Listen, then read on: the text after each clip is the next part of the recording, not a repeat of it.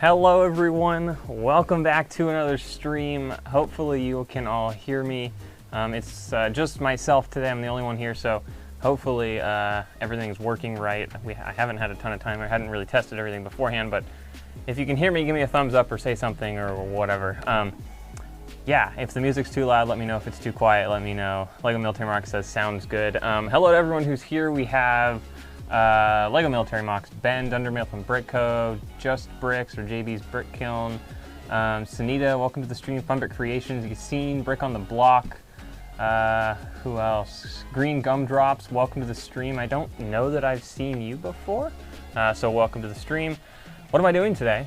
I'm going to be building part 2 of the Mickey and Minnie set. So this is a set that I got a long time ago, actually probably pretty close to a year now that I got this. Probably got it in like October, maybe November of last year. Yeah, I think. I'm not entirely sure when, but it's been a while. Actually, let me check. I'm pretty sure it might have been over a year. It was when Paul and I had gone to Downtown Disney. Let me see if I can find out, and then we'll get started in the building process. How do I have the dates on here? Yeah, I'm pretty sure it was like actually maybe over a year ago that I went and got this. Maybe not though as well. Let's see. Okay, so I got this September 23rd. So it's been just about almost 11 months that I got this this set. So, and then I finally built it, or started building it a few weeks ago, and we built Mickey here. And Paul was building something else, but now we're gonna build Minnie. So without further ado, let's get right into it, I guess, with bag 5 here. What is everyone up to? I see that Just Bricks is up to 8,178 lots now. That is really good. We are this close to 9,000, I think. We're like, well, maybe 100 lots away now. The past couple days in the store, I've only packed orders. Paul's out of town. So not a ton of stuff has been done in the past 2 days. Before that, early this week, quite a bit of stuff was added to the store. I was adding tons of used pieces. I was adding new parts. I was trying to get the quantity up, had it at 210,000 at one point. And then unfortunately that kind of dwindled back down, and then orders have picked up again a little bit. So that's obviously great. Lego Military Mox says, putting away the last parts of a set. Nice. I don't know what I was just, I was just saying what I've been doing in the store for the past few days. So yeah, it's been a busy few days, except for the past 2. So Thursday and Friday, I pretty much didn't do anything besides pack orders and get those out. But then Monday,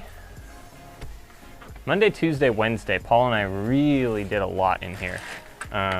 Which was great, super great, and really nice and stuff, but not quite as much as I would have liked. He's out of town until, when did he get back? I have to pick him up, so I better know this. I think he gets back on Thursday night, so there's still a few days here where I'll have some stuff. His bin of catalog stuff that I have to add is almost empty. It's about maybe a third of the way full. It was pretty full when he left. And then on top of that, also, what else did I add? I added a couple sets. Oh, I finished Diagon Alley. We had one color of that. We had dark bluish gray. And then I also did City Gardens. So if you guys remember, City Gardens, we had parted out, or I think Kyle and Paul on a stream at some point had parted out by color City Gardens. And for whatever reason, I think I said this last week, but essentially we put it in a bin. One of they're black bins with yellow lids, but that's pretty much what we run the whole store out of, I guess, is those bins. So majority of what's in those bins is used stuff. So we had stuck all the colors sorted in a bin, didn't really label the bin, and then put it in a pile, or put it over there, and then later throughout the week or whatever after it had been parted out, we piled more stuff on top of it, specifically being used sorted things and stuff. So it was sitting in a pile of what we thought was just used, sorted, or sorted used, which was wrong. obviously.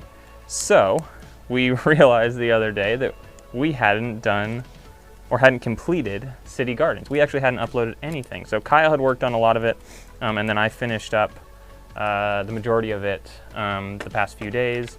So that's what got us to over 110,000 parts. And then I was working on the brick category for used. So we had over 20 pounds worth of bricks that had come back from catalogers. Sorry, not from catalogers, from sorters.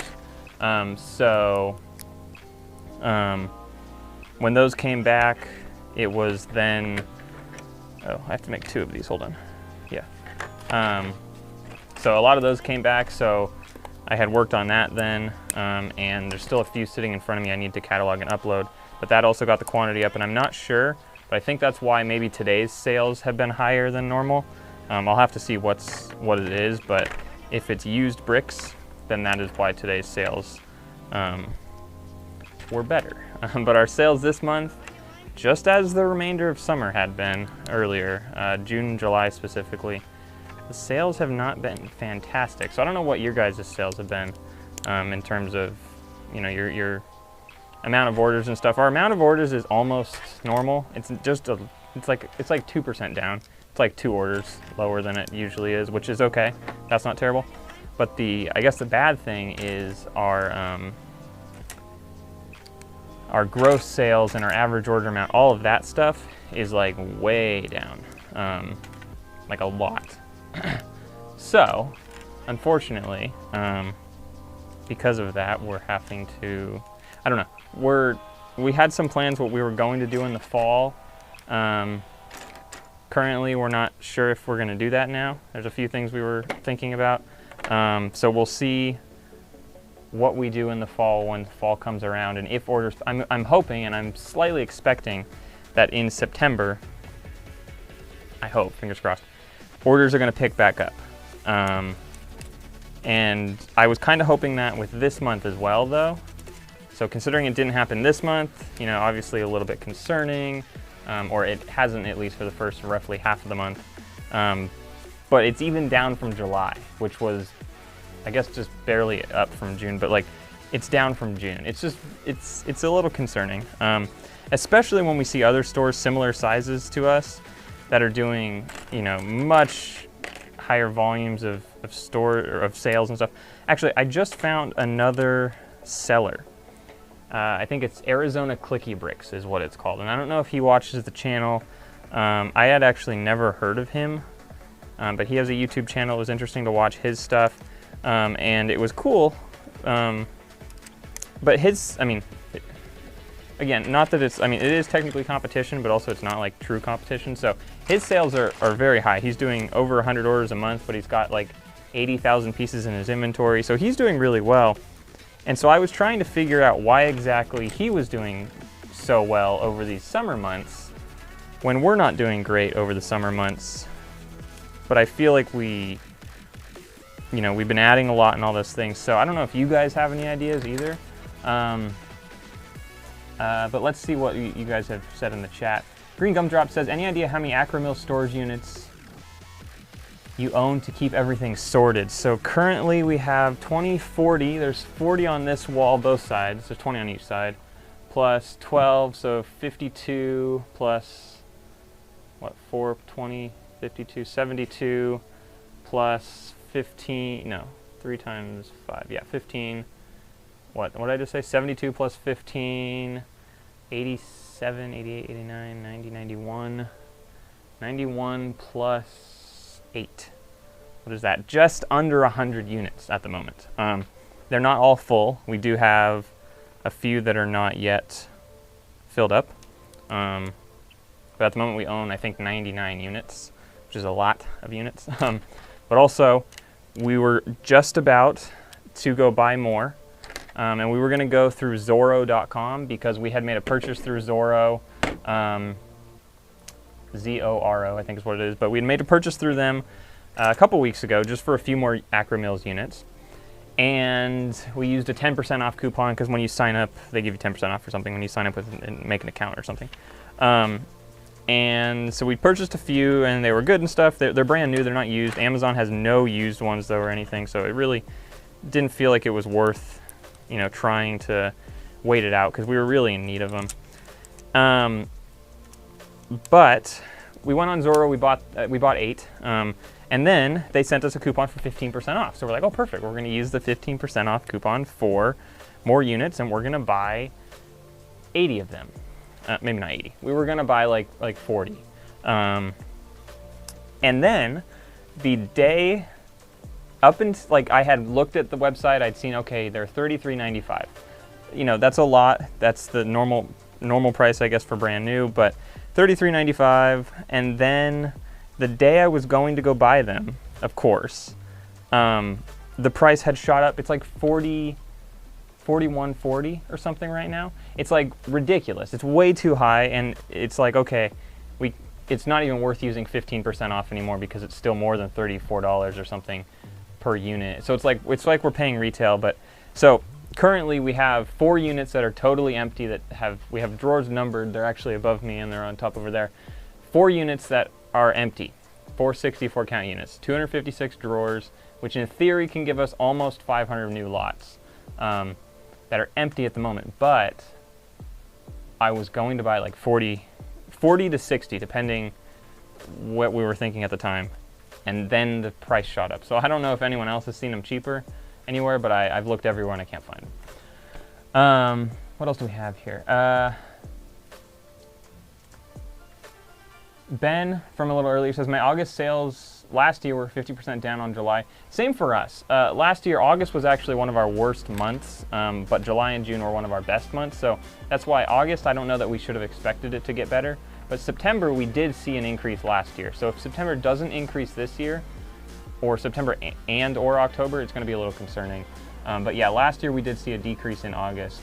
Just Brick says, my June was great. July was about the same. August has precisely, 1 day open so far. Gotten 2 orders. Okay, interesting. So you've been closed for a little while then. Lego Military Mock says, I'm hoping my August sales are higher than June and July, but I've been upping my lot count from 2,000 to 2.8 thousand lots. That's pretty good. Yeah, we since June have added like 3,000 lots almost. So, you know, I would have thought not only lots, but also we've been adding pieces. For a while there, we were decreasing on pieces. The lot count was going up, but the piece count was going down. But now we've really been working on both. So it's very concerning and sad that our sales have been not fantastic. Maybe we wouldn't expect them to go up, but I would expect them to at least, you know, be consistent with a good month, maybe, just because we're adding so much stuff. But apparently that's not how it's going right now, which is okay because we'll figure it out hopefully. Ben says something interesting, and it'd be great to hear people's opinions at what level of parts you feel there's no point in having any more due to the space / reaching the potential of BrickLink. Ben says he thinks about $1 million. Anything more than that wouldn't be worth paying for the storage space. Yeah, that's interesting. I don't know. I think we'd have to look at some of the larger stores.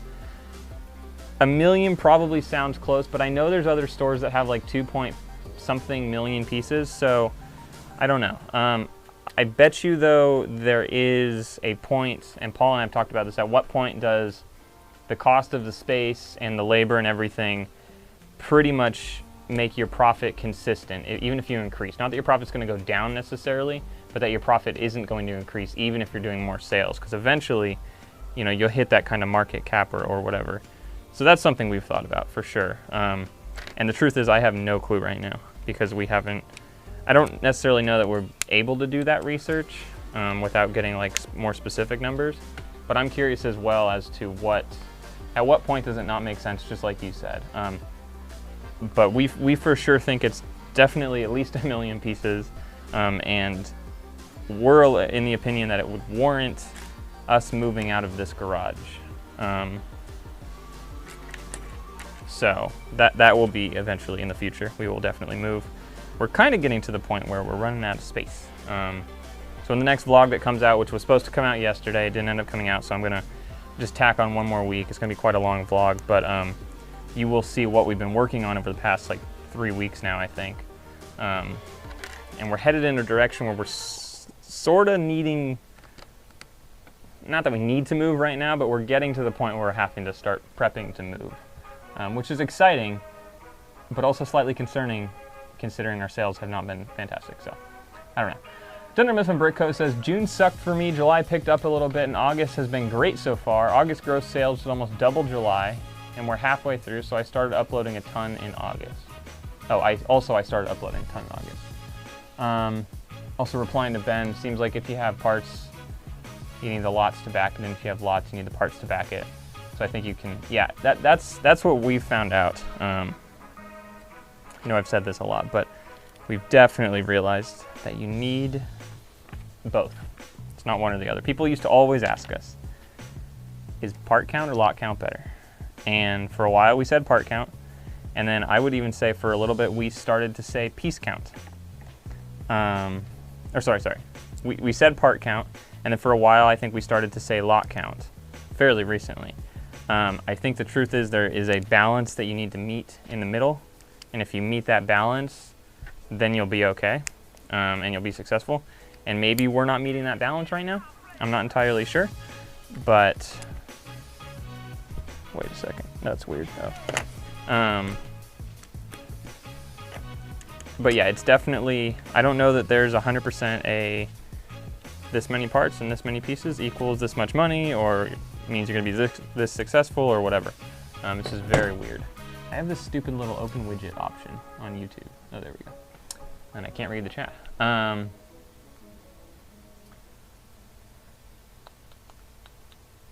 Yeah, so Ben just said something exactly kind of what I was trying to say. Was you grow to 10 to 20 million pieces, but if you don't have the parts to back it, if it's only a 30 to 30% increase over a million pieces, is it worth it? And that's exactly what I was saying. Paul and I have been trying to figure out. We're not there yet, but at what point do those lines intersect where, you know, everything's going and you hit that X right in the middle, and when you hit that, that's kind of where you want to maintain, because then it's just costing you more and stuff. Yeah, Dunder Mifflin Brick Co. said, like, to hear from Bricks on the dollar would be really cool, or Brick Vibe. Yeah, definitely.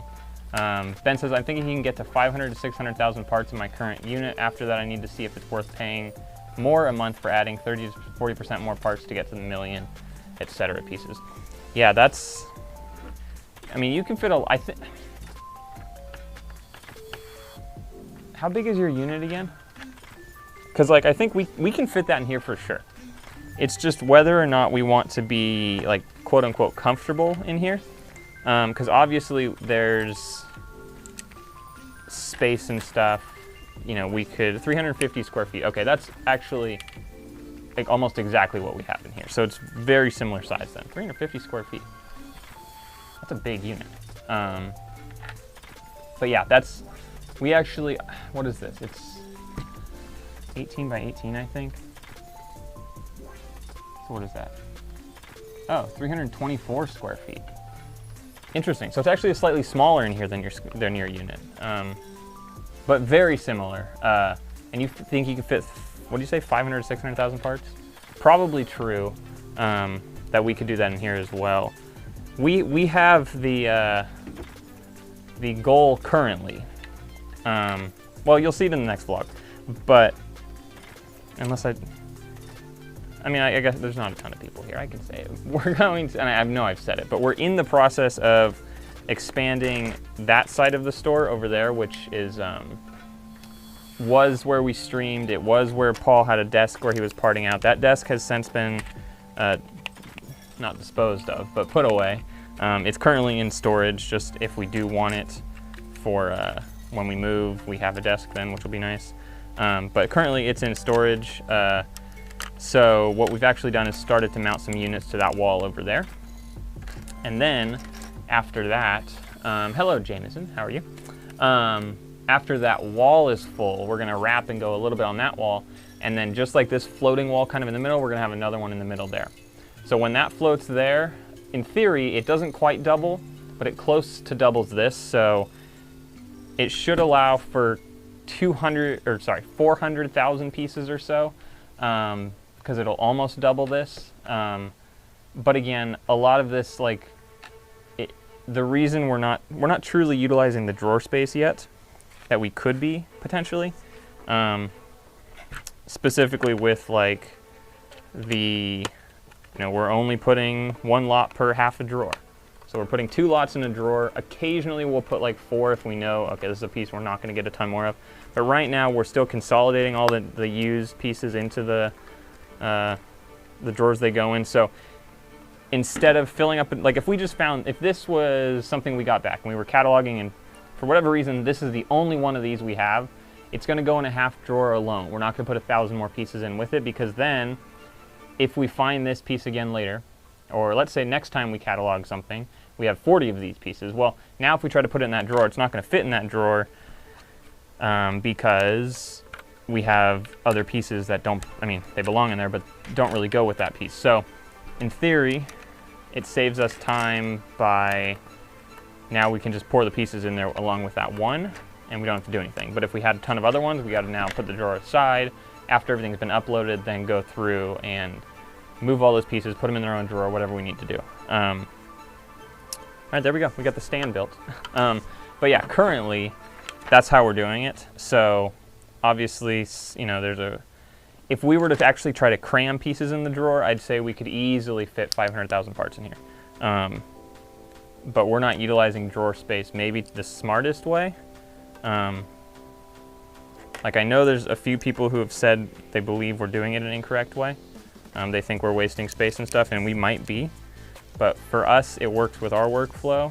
And obviously it does technically cost a little more because we have to get more drawers. But for now, it seems to be working fine, and I think that's what we're gonna stick with. But at the current, how we're doing it, in terms of like, keeping single lots in half drawer, so 2 lots per drawer, we are kind of overall, could potentially fit, I think, what are we at? 15 to 18,000 lots in this garage. And probably about 400,000 pieces based on what we're currently doing with our drawers. We could probably fit closer to like 600,000 or more maybe if we were gonna do it a different way. Ben, I don't know what you do. I know you don't do a ton of used, but do you put like a single piece in as a lot, or do you put like 10 lots in the same drawer together or something? Because I know it's definitely also costing us more money because we have to buy drawers so much more often. So much more often? Is that right? So much more often. Well, we're buying drawers so often. I don't know what's right there. But we're buying drawers so often that it's like, debatable, I think, as to whether or not we're doing the right thing. This doesn't, okay, I guess I'm doing it right. I'm not seeing any more chat. Cynthia, welcome to the stream. I don't know if you were here or not.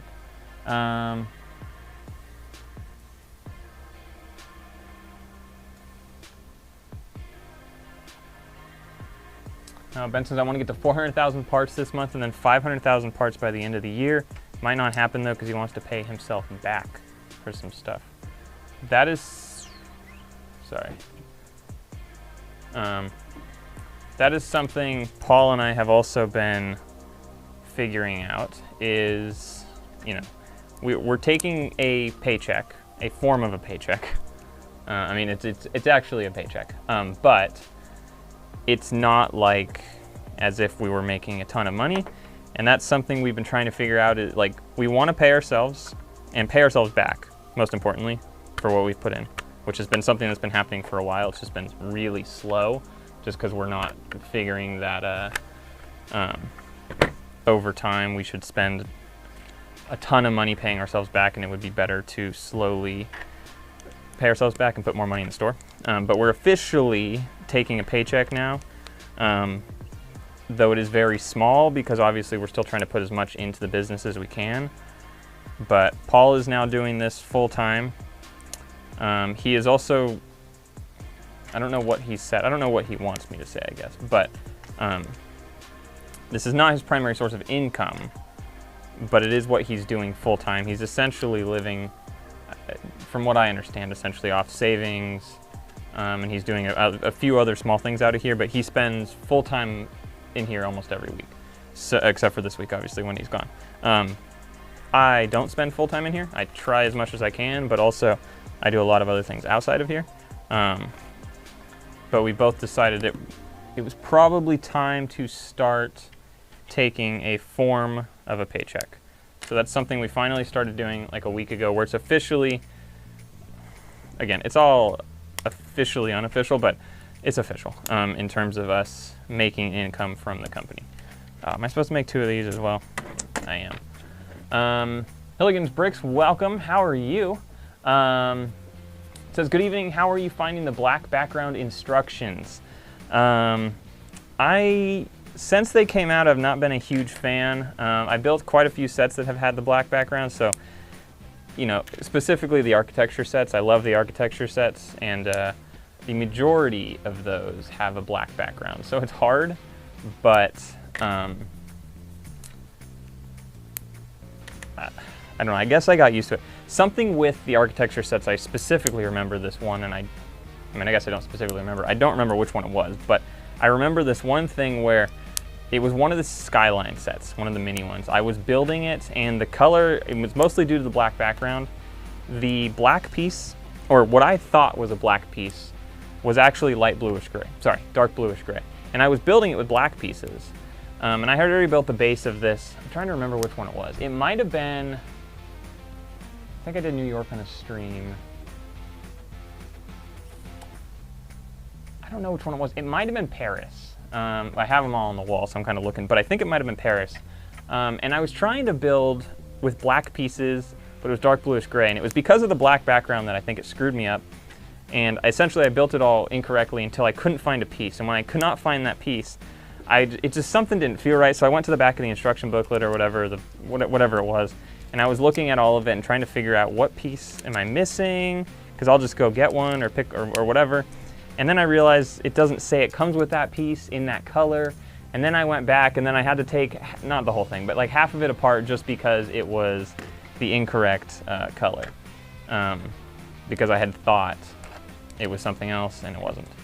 So I'm not a huge fan of the black background, but I've sort of gotten used to it, but it's definitely hard. I would actually say the harder thing in here is we have so many lights in here, just so it's relatively easy to film without having to adjust anything, that there's a reflection no matter what angle you're looking at the instructions. There's always some sort of reflection, and it makes it kind of difficult, actually.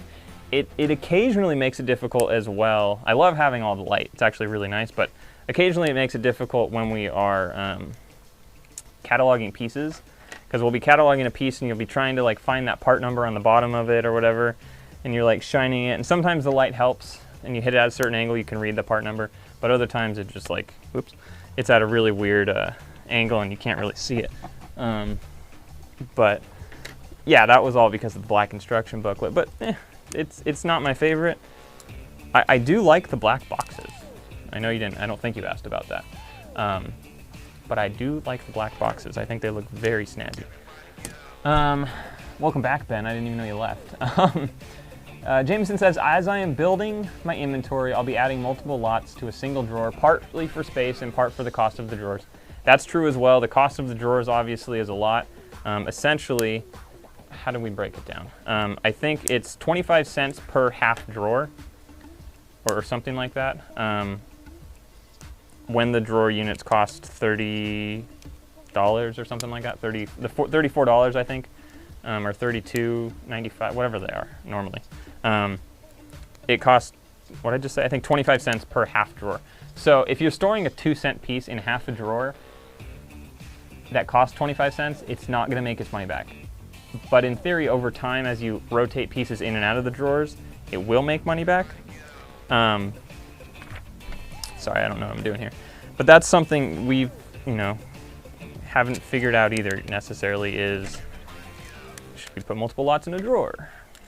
But for picking purposes, I think it's significantly easier and quicker to not have multiple lots in a drawer and instead to just have a single lot per half drawer. But yeah, the drawers cost a lot, and technically it costs you money to store a piece in there, and if you're not storing enough value of parts in there, you're kind of losing money. Or you're not losing money, but you're costing the business money. And obviously if you're not making more money than you're costing it, then you are losing money. Okay. Just Brick says, I'm looking at paying myself back. Oh, I'm looking at paying myself this next month. I think after 1 or 2 months, my wife and I will be 100% debt free. Nice, that is really exciting. Uh-oh. Hilligan's Bricks? Oh no, there's no G. Is it Hillian's Bricks? Anyway, if you guys haven't seen Hillian's Bricks channel, go check it out. I found it not that long ago. I don't know how I came across it, but super cool. Yeah, great channel. I tuned into a stream or something. I don't remember exactly what you were doing, but we just chatted for a little bit. It was really fun. But yeah, go check out that Hillian's Bricks, his channel. I think his name is Fred, from what I remember. Anyway, he said, I've been doing BrickLink for just over a year now. Definitely not I can't read or speak. Not able to do it full time in the near future. He's UK based though. Yeah, we are doing it full time. Again, not making full-time income. In theory, hopefully one day we can be making full-time income from this, but currently we're just kind of making, you know, I'm just using it as some additional income, which is nice to have. Uh-oh. Oh no. We have 2 extra parts here. That is not good. Well, I made a big mistake. Anyway, but yeah, currently it's just some additional income for me, which is nice. And then Paul is kind of using it as, I don't know exactly. But eventually, I mean, long-term goal is I don't have to come in every day. There can be a warehouse, there can be employees, we're paying the employees, and I get just a portion of the profit. It's not going to be full-time living, obviously, but in theory, all this work setting it up will make it worth it in the long run. That would be my thought. We'll see if we ever get there, but obviously right now it's fun regardless. All right, so I have these 2 2x2 corner pieces that are white that I assume were supposed to go in part of the base. Looks like they were. Where were they supposed to go? Ah, I see where they were supposed to go. And I see why they were supposed to go there. Okay. Wait, what? Yeah, let's try again.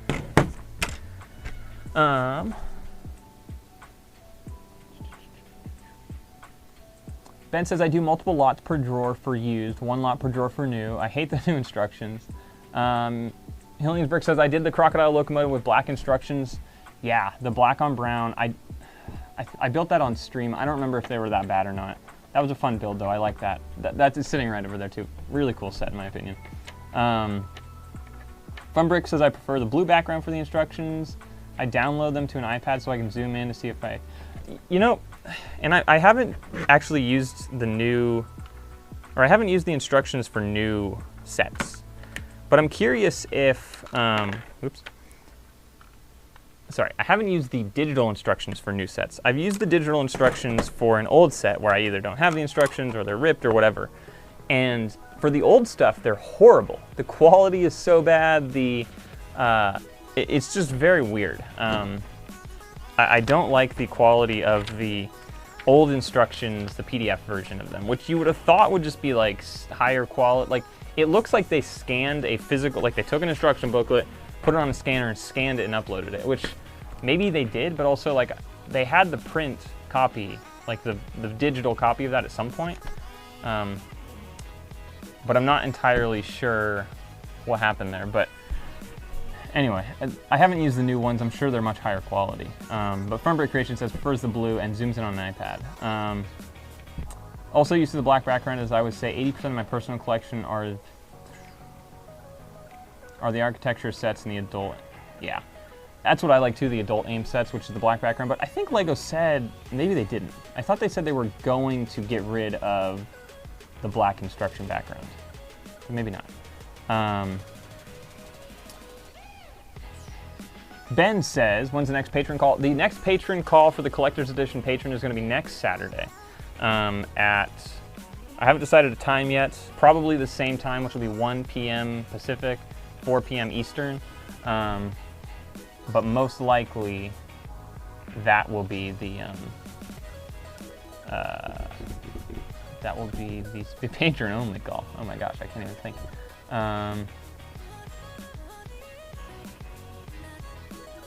Hillian's it is. Yeah, okay. Not Hilligan Sorry about that. Ben says currently sorting 1x2 used plates. Nice. I was sorting bricks the other day. I actually had, I didn't think bricks were that bad. Oh, so I was doing a little experiment. I haven't finished yet. I'm going to continue moving on here while I talk though. But I was doing a little experiment of sorting pieces and then cataloging them. Specifically, I just did the bricks category because I was actually trying to get new bins ready to go out and be sorted, and we supply them with bags, and since we label the bags half the time, I figured instead of like throwing the bags away or whatever, we should reuse them. And I had created the bundles of bags. This is what they look like when they're all bundled up. We have our 20 categories in here and then 5 like unlabeled bags in case they're bigger categories, but essentially I had created the bags, except I was missing category 1, which is large bricks, which are like 1x2, or sorry, 2x and bigger, so like 2x2 plus. And so I was like, okay, well I'm not gonna, we had like 7, 8 or 9, a lot of bags sitting over there that were, I mean, I still have this category. This is a 2x3 bricks, and then there's some other little ones here, but tons of bags just sitting over there, and I was like, okay, I'm not gonna write on more bags, waste more bags and stuff. So anyway, long story short, I got the bags so I could put them in the bins so they could go out to catalogers. But I decided I was gonna catalog. Where am I going with this? Oh, sorry, there's a lot of things going through my head apparently. I decided I was going to catalog the bricks, and I was gonna time it specifically as to all the sorting, you know, sort it into the 2x4s, 2x3s, 2x6s, all that, and then sort it by color, and then catalog it and upload it. And I was gonna time it exactly, and that is because when we had a few catalogers for a short period of time, and that's the only category that got done. And they had said it took them 25 hours to do about 20 pounds of bricks. And only 2x2 and bigger bricks. So I couldn't really realize, Paul and I talked for a long period of time as to, you know, we're not, I'll totally honest, we're not paying them enough if it takes them 25 hours to do bricks. And so it didn't make sense, you know, that it took that long. So anyway, I've been going over the past, well, I did it on, last time I did it I think was Thursday, or no, Wednesday. And then I hadn't done it since then, but I've only spent about an hour and a half, and I'm about halfway done. So I can't quite understand. Obviously, I have more experience and I understand a little bit more about the bricks and stuff, but I'm not sure how it took them 25 hours. But I'm really curious. I'm doing that little experiment to see how long exactly it does take us to catalog the 20 pounds of bricks. And at that point, we can set maybe a little better rate. Obviously, every category is different, but we also, we're gonna pay a commission based on what that category is worth. So obviously, if it does take more time, you know, like smaller pieces and stuff, in theory, because there's so many more pieces, the value is higher than just like plain bricks and stuff. But I'm doing a little experiment. I don't know why I said this. I guess it might just have to do with the fact that they said it took 25 hours, and it's probably going to take me maybe probably 4 hours total. Less than 5 for sure. This is all funky. Hold on, I gotta focus for a second. But yeah, it's gonna take me a lot less time than it took them. But I can't figure it.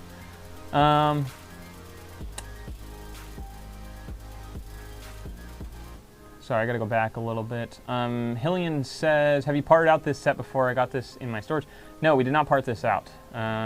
This is the only copy I've ever seen in my life, besides the other ones at the Lego store when I went to get it.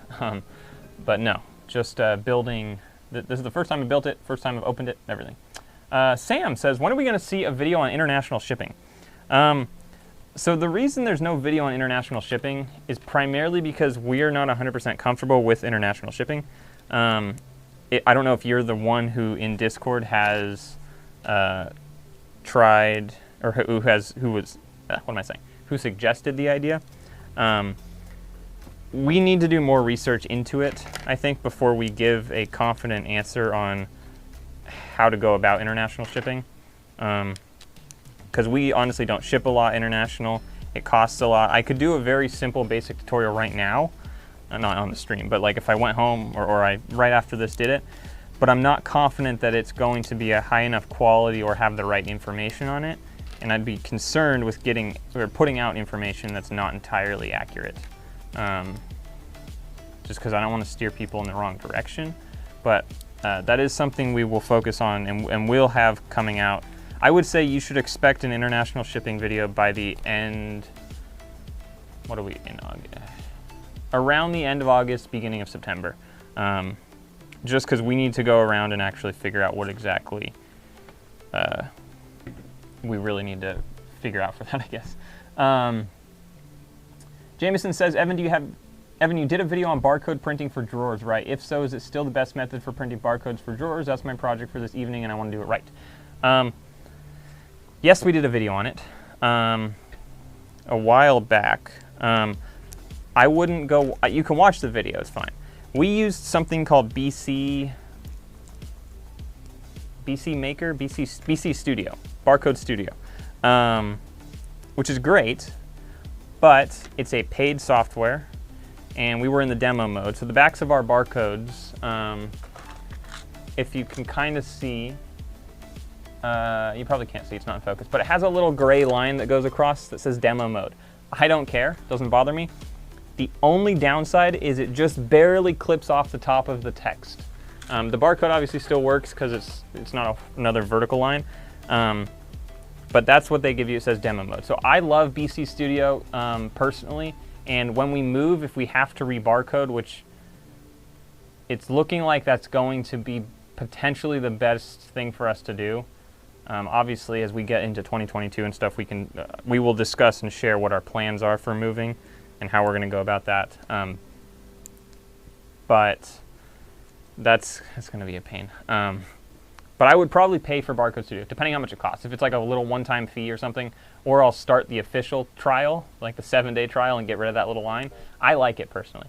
But the easiest thing to do, and the most cost-effective, because it's free, and probably the highest quality still, or can still a high quality, is if you just go to avery.com and you use their little, like the labels, whatever the label number that you're using is, pick that template, and then what you can do is type in the, you type in that number, and then you can actually create barcodes on Avery, and that's going to be probably your best option. But I do like the BC Studio. So if you want to download a software and do it, the BC Studio is really nice because you can just set everything. So it has a lot more function than we currently use, but in the future, if we ever need a more advanced barcode system, we would have to use something like that. And we're currently in the process of discussing ideas. Actually, Kyle was here the other day and we've talked about it a little bit, how we can use barcodes throughout the store in more ways than just on the drawers. Can it speed up somehow the shipping process or the packing process? Like, there's things we're not sure about, but we feel like it could. So if that's the case, then we have to use some other barcode creating software, in which case BC Studio is my favorite. Sorry for that very long-winded answer. You can watch the video, but I would use Avery, the templates, and you can create a barcode on there. Brick Slayer, I'm pretty sure, has a tutorial on how to do that on his channel. Funbury Creation says, if it's an old set such as the Simpsons house, I use the original instructions as the digital version was hard to use. Okay, Sam says a lot of the old sets are scans, which makes certain colors hard to see in individual pieces. I just don't quite get why they wouldn't just upload the digital, like they printed it from a digital thing at some point. To me, that's just a little confusing. I don't know. Anyway. Okay, David says Lego has stopped using the black background. David, welcome to the stream. I don't think I've seen you before as well. Daniel, welcome to the stream. And I think that's it. Funbury Creation says, since buying the first set of Lego I owned just over 3 years ago, I was straight onto using the digital instructions. Interesting. Yeah, I've always liked the book. I don't know if that's just because what I started with when I was a kid or what, but when I was a kid, they didn't have digital instructions, actually. They didn't have a download, so I don't know that I'm still a fan of the tangible book in front of me, though. I would imagine, okay, I assume that's going on there. Yeah, I would imagine at some point in the future, we will see more digital only, kind of like the Mario stuff. So Paul and I we didn't actually build the Mario set, but we were parting it out, and we wanted to have all the pieces for the minifigs.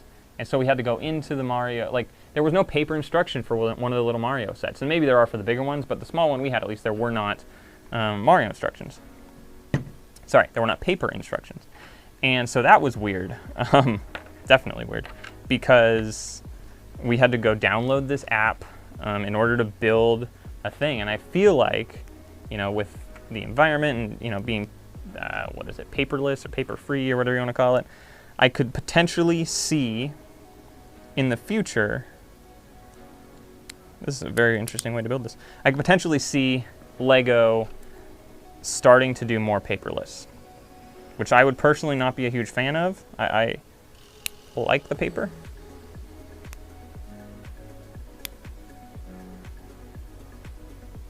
But I could see it going that direction. Uh-oh. Oh.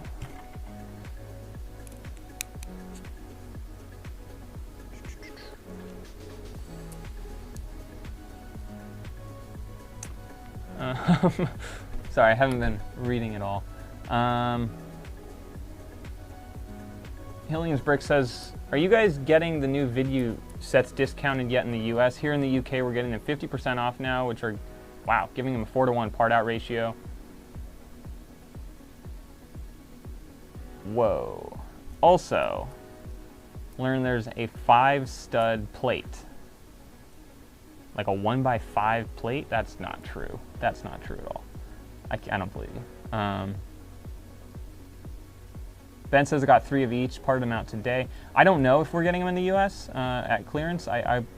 If you're getting them, I'm gonna say probably. I feel like we get clearance a little more than most other countries, but I haven't looked, not gonna lie. Green Gumdrop says, cataloging is definitely the most time consuming. Yeah, that's why I don't do it. I mean, I do it a little bit, but Paul does it. And he's been like destroying the used stuff, which is awesome, because we're not having to pay another cataloger. Downside is, you know, he's the one doing it, so he can't be adding new. He can't, I mean, he could, but his cataloging would go down a little bit. But, you know, he's focusing on that. And so, like, he packs orders, I would say not most days anymore, but, you know, if he has to pack orders, he's not cataloging, and if he's cataloging, he's not packing orders. So, I don't know. I am not a fan of cataloging. I'll just be totally honest. It's hard for me to sit down and just like focus that long on one little task. To me, not very fun. I don't know that it's fun to Paul either, but he does it, and he does a good job at it. But I've definitely noticed that he's not, oh no, I did something wrong. Shoot, these are backwards. Don't worry, I think that's fixable. What was that? I don't even know where I was going.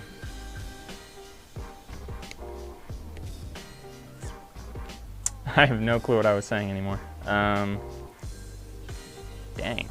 that sucks. Yeah, I don't know. Sorry. Anyway, we were talking about cataloging and Paul doing it, and that's all I remember. Anyway, okay.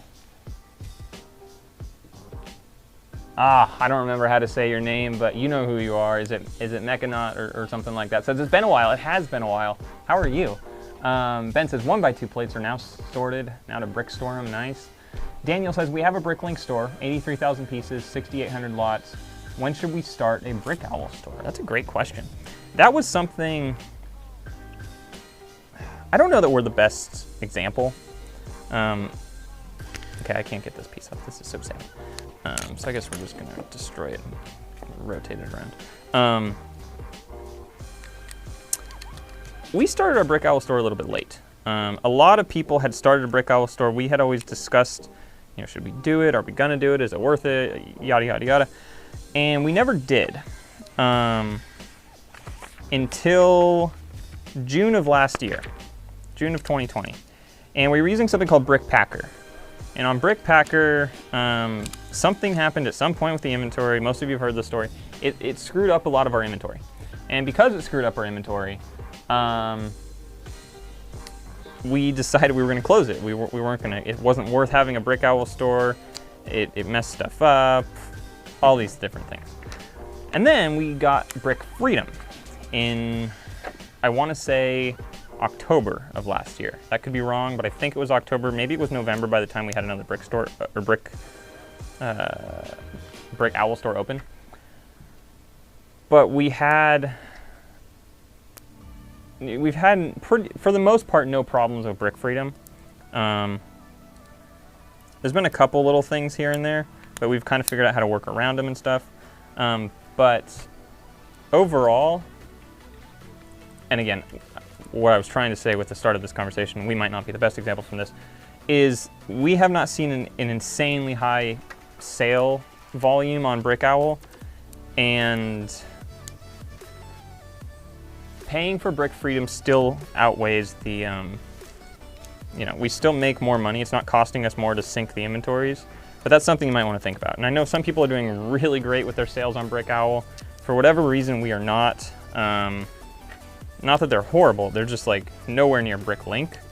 So it depends on what you want. I would totally say your store's big enough. I don't think there's any reason to not open one, except for you know, the fact that now you need to manage, you're not managing 2 inventories, but in theory, potentially double the orders. So I guess it's really up to you with how much work you want to do and if you feel like it's worth it. But I would say the size of your store, 100%, you could totally go open a Brick Owl store. There's no reason to wait.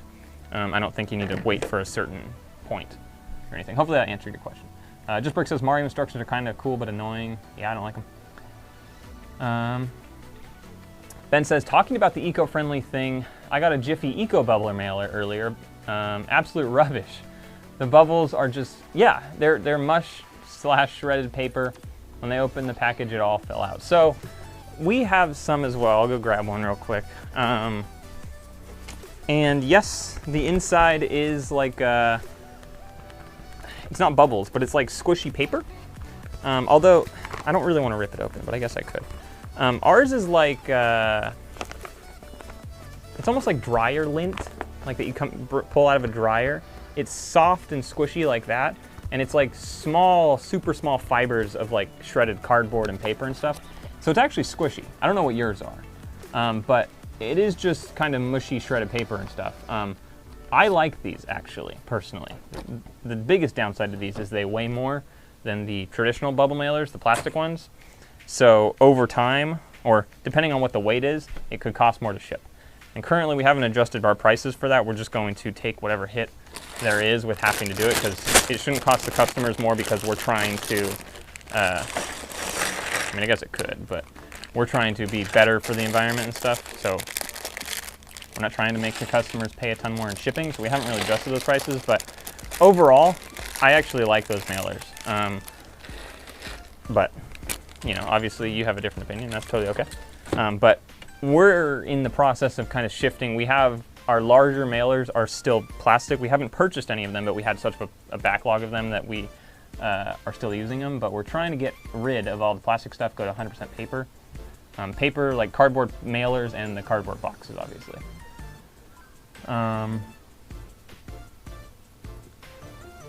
When I opened the package, it all fell out on the floor. Did you rip the package open, or did it have the little tab to like kind of pull the thing off? Or do you like rip it in half?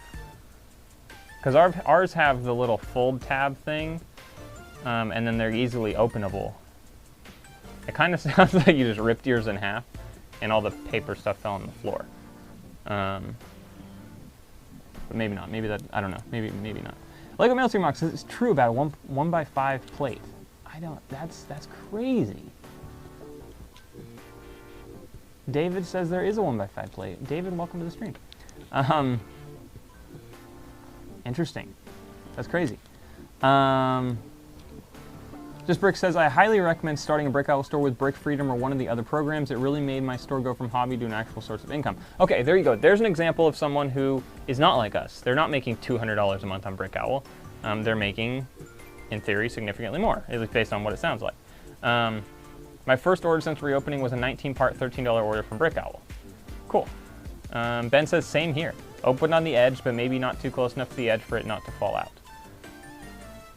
Opened on the edge, but maybe not close enough to... Interesting. I haven't really ripped ours open. I'm curious if everything's gonna fall out. Dunder Mifflin Brick Co. says, my Brick Owl sales are typically small. However, I have recently had some bigger ones. Also, Pops just got a huge sale on Brick Owl. I saw that. I think he said it was his biggest order ever on any platform. He did, yeah, that was his biggest order. Which to me was kind of surprising, because I think it was like 4,000 something pieces, and not to compete in order size, but we had someone who placed an 8,000 something piece order in our store, which was ridiculous. But yeah, so like that to me, with the size of his store and the success that he's had, to me it was actually almost surprising that he hadn't had a big order like that, just because I figured he would have, but you know, obviously I was wrong. Okay, this is a weird way to attach this. We're putting the piece on from the bottom, which, I don't know, is that a traditional thing Lego does? Maybe, maybe not, I don't know. But we are attaching these dress pieces underneath, like with studs that we're pushing up. Oh, jeez.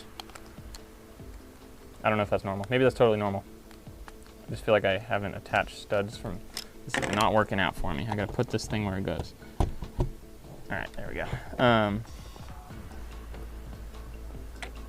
Now this should work.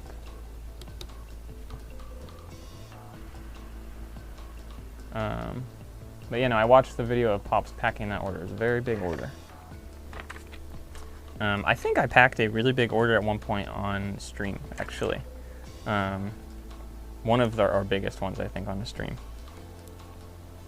Speaking of packing orders, for any of you who are here, if you would like an order packed on video, you can place an order in the next couple days and it'll be packed on video, because there's a couple orders that are kind of pending that we need to film, but there's only 2 and they're not massive orders, and I don't really want to film a whole video that's just like 1 or just 2 orders and it's like a 4-minute video or something. So if you want an order packed on camera, you can place an order and request it. If not, that's fine as well. You don't need to place an order. I'll just pack some random ones, but I figured if we want, we can get them out of the way now. I don't like this attaching from the bottom thing. That's bizarre in my opinion. But whatever. Okay. Moving right along here. We still have 2 more bags after this one. We have bag 8 and 9, so we're actually not anywhere near done. But I do feel like we're starting to get closer to the end. And I think these are gonna look great on the fireplace mantle. That's where Mickey has been sitting for the past couple weeks. We'll see if that's a long-term thing or a short-term thing, but I thought they looked pretty nice. Or Mickey looked pretty nice. Mickey was on the left side, and I think Minnie's gonna end up being... Oh no, I was supposed to make another thing on the other side, wasn't I? I was, okay. Well, let's try again. I think Minnie's gonna look good on the other side. Ben says, Brick Owl generated $16,000 in sales last year for me at an additional cost of $50 a year for the BrickSync server. Okay, well, for you it was definitely worth it. I did the math the other day on what it's costing us per year to use Brick Freedom, and it's hard to say. It's 1% of all of our sales. So if we make 60 grand in a year, it costs us $600. Which isn't like terrible, but it was just kind of surprising to realize, like, okay, we're obviously, if we have a terrible month, the nice thing is it doesn't cost us that much that month. It's still 1%. But it did make me realize that, like, if at any point Brick Owl becomes something where, okay, I think this is done. If at any point Brick Owl becomes something where we're really not making a ton of money, we need to factor in the fact that Brick Freedom costs money, and in order for us to keep Brick Freedom running, or sorry, in order for us to keep Brick Owl running, it should be costing us less. Sorry, it should be making us more money than it's costing us on Brick Freedom. And at that point, even if we were making 600 and 600, it's still actually not a good idea, because now there's more labor involved, so it technically does still cost us. So we were trying to figure out what number, but Brick Freedom, really nice UI and stuff, just like Just Brick says. And Daniel says, Brick Freedom hard to understand. Brick Freedom is so simple, so basic. It's very nice, actually, very user-friendly, like just Brick said. But you just got to think of that cost, because where I was just going with that was if we were to spend, let's say, let's say we did $60,000 in sales in a year, or we'll say 100,000 because that's easier. We did $100,000 in sales for the year. So it cost us $1,000 in Brick Freedom fees. But if we only made, $3,000 on Brick Owl, in theory you made $2,000 there, but there's a lot more labor involved because you have to pick those orders, you have to pack up those orders. So there's a lot more things involved there, and we haven't figured out what number really is accurate where we say, okay, Brick Owl is not worth it. But also, we're not sure why our Brick Owl sales are lower compared to other people. Because some people see that Brick Owl is making them, 40% of their income.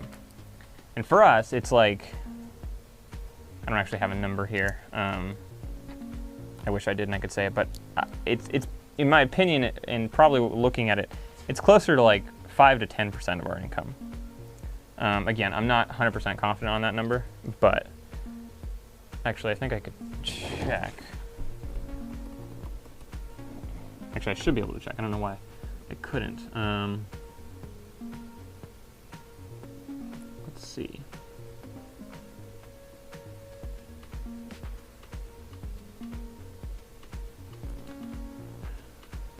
Yeah, so in 2021, so far on Brick Owl, we've had 66 orders total, compared to 615 BrickLink orders, which is very different. And sales on Brick Owl have been $1,139, while sales on BrickLink have been almost $20,000.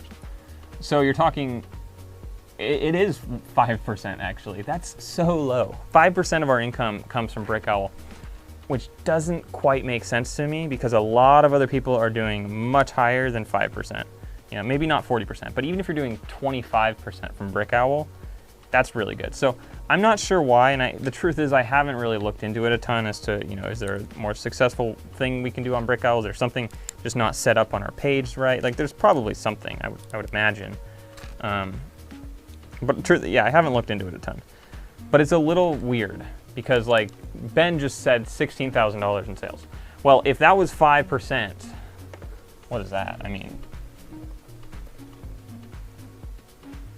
that's $320,000 a year. If your relationship between Brick Owl and BrickLink was the same as us, you would have made $320,000 a year, and maybe you did, and great for you. But I can't figure out why 5%. Why is it at 5% for us? And now I'm actually curious: is Brick Freedom costing us more money because our Brick Owl sales are so low?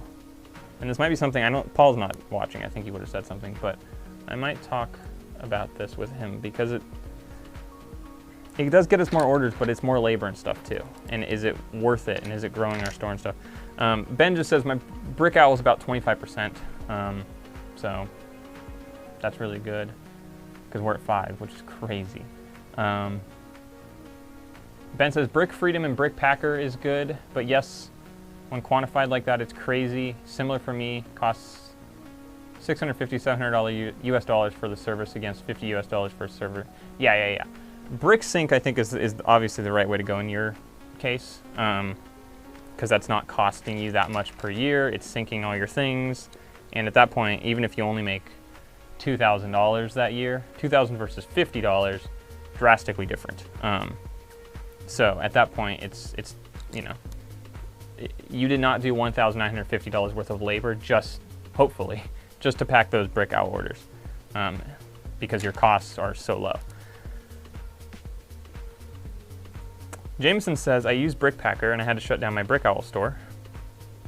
Inventory error. Excuse me, that's exactly what happened with us with Brick Packer.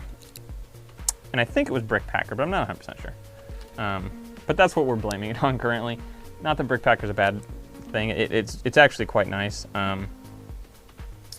But for us, BrickPacker, we think, at some point caused an inventory error where we had to re-audit the whole store. At that point, we were at like 100-something thousand parts, not that many lots, so it wasn't actually, I mean, it wasn't fun, don't get me wrong, but it was not anywhere near as bad as it could have been if we were at the store size now or late. Like, we have to audit, like as a business. I mean, you don't have to, I guess, but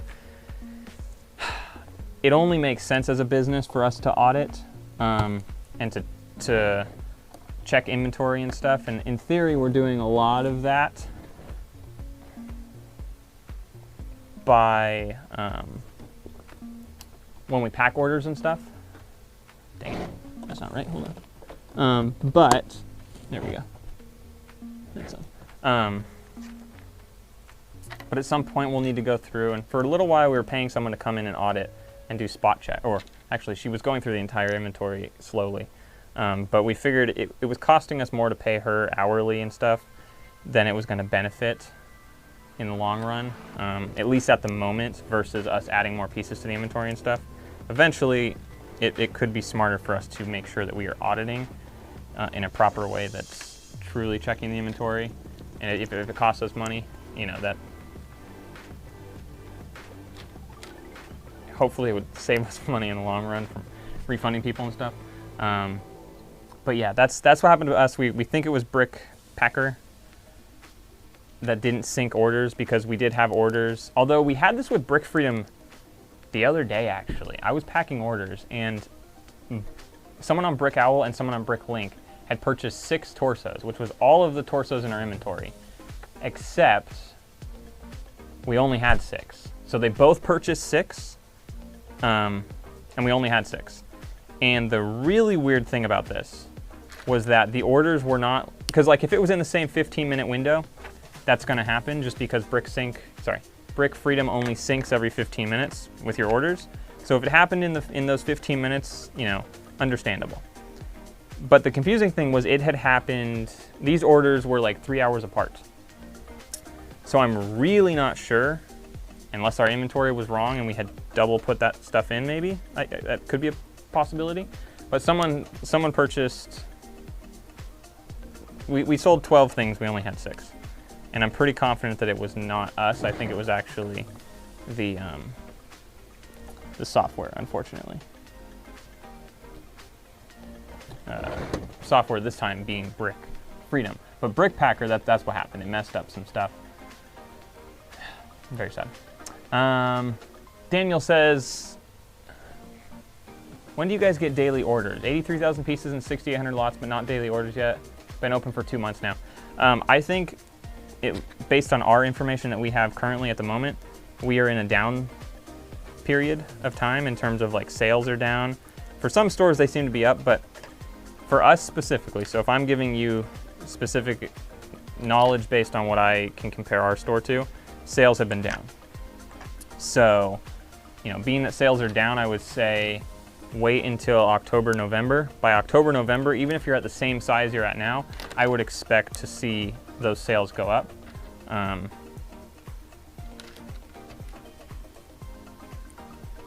But right now, you know, we're not doing fantastic either. But we were probably seeing daily orders probably around 100,000 pieces. So very close to where you're at, actually. I'd say between, from what I remember, 60 to 100,000 parts.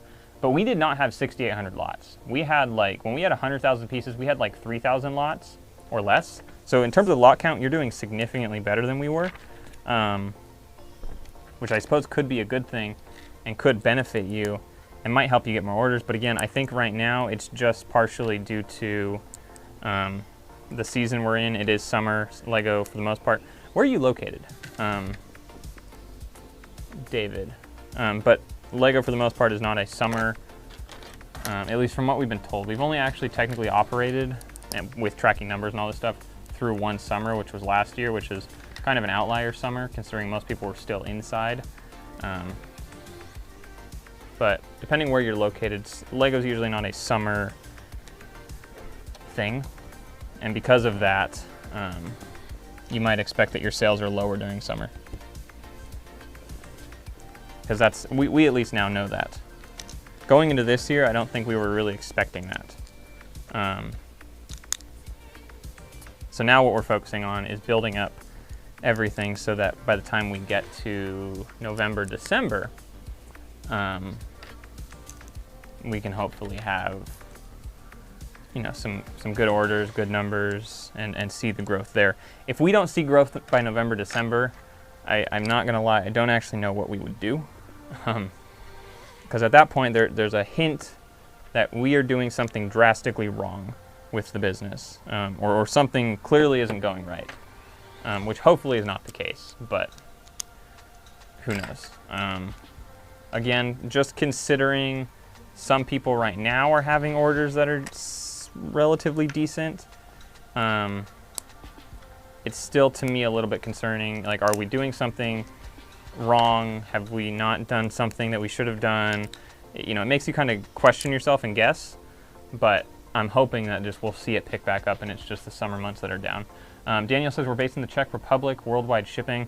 Yeah, I don't necessarily know, just based on where you're located, but I would say just because it's summer, I would expect that sales are going to be lower. Is there a big Lego market in the Czech Republic? Is that I don't know exactly all the stuff there, but David says, I have 90,000 pieces and 7,100 lots and still nothing consistent. Really? I'll have $200+ day followed by a $20 down to nothing and then a lot again. Okay, when I say daily orders, I don't actually mean every single day you get one order. During this summer, at the size we are at, there have been times we don't get a daily order. So what I mean by daily order is average. Sorry if maybe that was unclear, but average, we were getting at least an order a day. Meaning, when we take that average at the end of the month. So if we got 30 orders that month, then obviously, then we had one order per day, average. Currently, there's still days where we get one order. And when you just get one order, then that's all you can do. You pack that order for the day, you ship it, and then the next day, you might get 6 or something. And when you average that out, you actually only got 3 orders per day, roughly. So that's what I mean by daily. I don't actually mean you're guaranteed an order per day. I mean, I'm sure massive stores bigger than us are pretty much guaranteed an order a day, or more, probably more than that.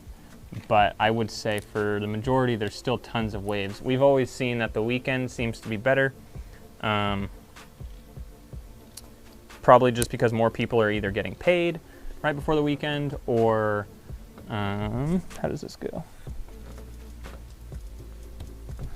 Or just because it's the weekend and now they have time off and they can sit on BrickLink for a little bit or whatever, and then order the parts on Friday night and then it'll ship next week and it might be here by next weekend. Who knows? You know, I don't know exactly what the thought process is of a buyer, which is something maybe I should know. But yeah, no, we don't I wouldn't say we consistently get like $200 days either. It's definitely, it fluctuates up and down. Some days, you know, $60, other days $400. It totally just depends. Like yesterday, I want to say was like a $300 day. Today though, like 20. I think 25. We had 2 orders today, and one was like $11 and one was 13, I think. So that's like, you know, almost $25. So every day fluctuates for sure. So don't feel like you're doing something wrong if it's fluctuating. But if over a long period of time your sales are down, then, and that's where we're kind of concerned about right now, then I would say something's wrong. Ben says, I've shipped 50 orders over 3 days, then the following 3 days ship 10. Yeah, exactly. So it totally fluctuates. I don't actually, I don't know why necessarily. Part of it, for sure, at least for us, we've seen the weekends are better. So that's for sure part of it. But other than that, I don't know why sometimes a Tuesday might be better than Wednesday, but the next week Wednesday is much better than the Tuesday. So I don't know. I wish I did know. I don't know that anyone knows. I mean, I'm sure someone out there has some data on it, but I am not that person. Daniel, have a good night. And it says, I'm going to bed. Thank you for the answers. You're welcome. Thank you for tuning in, and thank you for watching the stream. Still got 2 more bags after this. I was hoping this stream was going to be 2 hours. I feel like we might be going a little bit longer than 2 hours. Although, bag 9 is very small. There's bag 8, which is not tiny. Bag 9 is quite little, though. Well, there's a couple, I guess.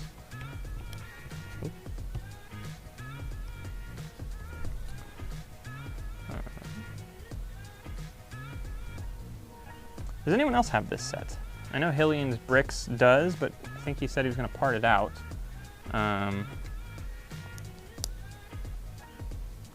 Ben, have you parted this set out?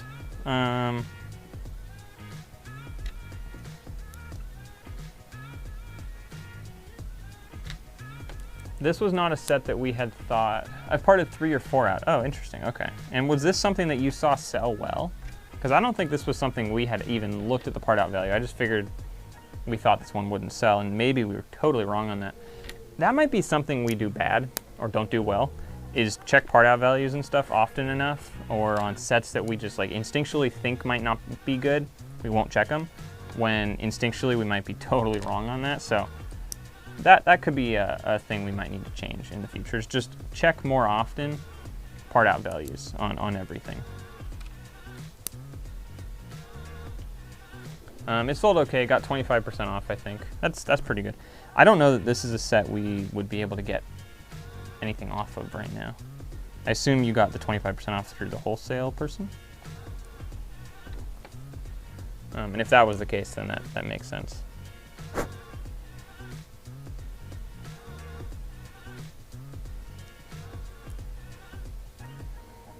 It was also really hot in the garage, but I decided to wear the flannel so you didn't see the wire or the mic. So the mic's like right here. I'm sure you guys can see it. And you can hear it when I tap it for sure. Oh, Ben says, was Disney shop online? Interesting, nice. I haven't thought about that. If they have a Disney coupon, I could use that on their shop.disney.com or whatever it is. That's smart. What I really wanted to part out, and I almost did, but I felt it was kind of bad. Disney for the holidays had like a sale on the Lego train, or the Lego Disney train. It was like 40% off, but I had to go to Downtown Disney, and I had to get, I had to buy it in person. And in person, they would for sure only let you buy one. So I would have had to go different days, or Paul could have gone over the course of whatever, but I ended up not doing it. It still just barely hit 3 times, I think, with 30% off or something, but very close to doing that. Because that's a cool set. I wanted to build that as well, but the truth is, like, again, I just don't have anywhere to put it. Like this, I have a place. I think it looks cool. But the train, I wouldn't have a place to put that, really. I think it looks cool, but it didn't, from what I remember, the part out value was like, being that it's a Disney set, the part out value was good, but because the cost is so inflated because it's Disney, it wasn't as good as it could have been if it was like, you know, some just regular set. Regular being like a Lego theme or something, not a branded set. So now we're adding Minnie's fingers.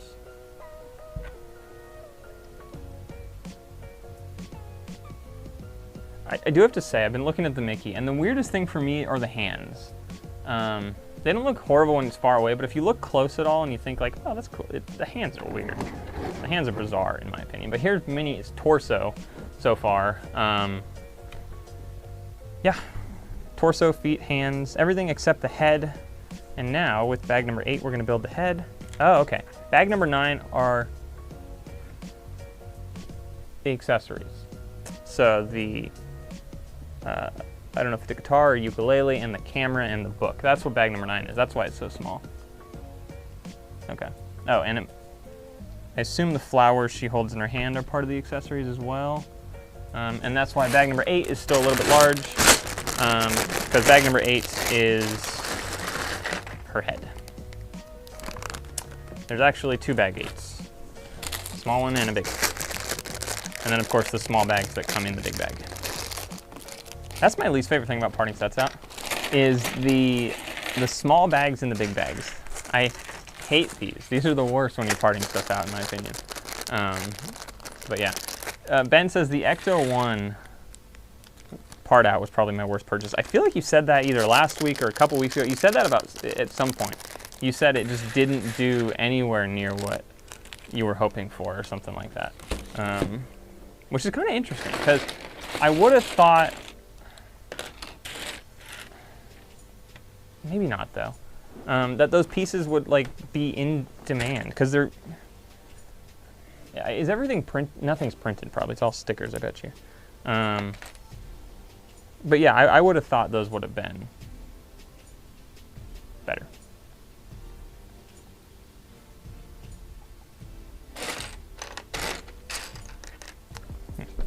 How many of those did you get? The Ecto ones. There it is. Thought it would have done well with the white parts and quite generic, but the issue was the value was held up in stuff like the windshields, printed logo parts. Oh, okay, gotcha. So the stuff that sold, which was not the windshields probably and stuff, didn't make you a ton of money back necessarily. And you probably still have some of those windshields and all that kind of stuff. Oh, guess what guys, don't worry. We got another BrickLink order, $22. So today's sales are now up to like $47. That's pretty okay. See, the thing is when you think about it, you know, I'm the only one in here today because Paul's not here and our contractor only comes in on Mondays to pack orders because those are usually the busiest days. But if I was paying myself some sort of salary where it's like a daily thing, not that I'm getting paid daily, but that it makes sense for like minimum, like we couldn't even afford to pay someone minimum wage based on the sales of today. Like today we would have had a negative day because for me to be in here for 3 hours would cost more than the money than what we've made today, which is crazy. Which is why it's so weird that some days, maybe not weird, it's just like to an extent concerning. Also, I'm sure this has been a brick for a very long time, but it's a 2x4 brick with axle holes in the middle. That's probably normal. Anyway, just thought I'd point that out that I haven't seen that in maybe just a long time, which is why I haven't seen it. I don't know, maybe, who knows. But yeah, I was going along the line, like it's discouraging when you have a day that's like $40 because you come in the store, you pack orders, you upload pieces. If you upload pieces in any day, technically you're adding to the value of the store, so in theory that's money you could be making. But if you come in and just pack orders for the day, like I have been for the past few days, and the sales are $40 and I'm in here for 2 hours, it's like, is it really worth it? But over time, I think it will be. Fun Brick Creation says, even though my store, oh wow. Ben says, I bought 8. Now when I do a bigger purchase, I use Brick Store to skim the part out. Oh, okay, that's smart actually. Yeah, that's not really something we do necessarily. Occasionally we will, if I'm like doubtful. Although with the Ecto 1, I don't think I would have been doubtful. So that would have been one I just typed in the number and saw the value and was like, okay, cool, let's do it. But that's smart. You can go to Brick Store. And yeah, I've done that. I think I actually did that with City Gardens and stuff. And we scrolled through and looked and figured, okay, it's actually worth it if, you know, because these minifigs will most likely sell close to that price, and then it would have been fine. So.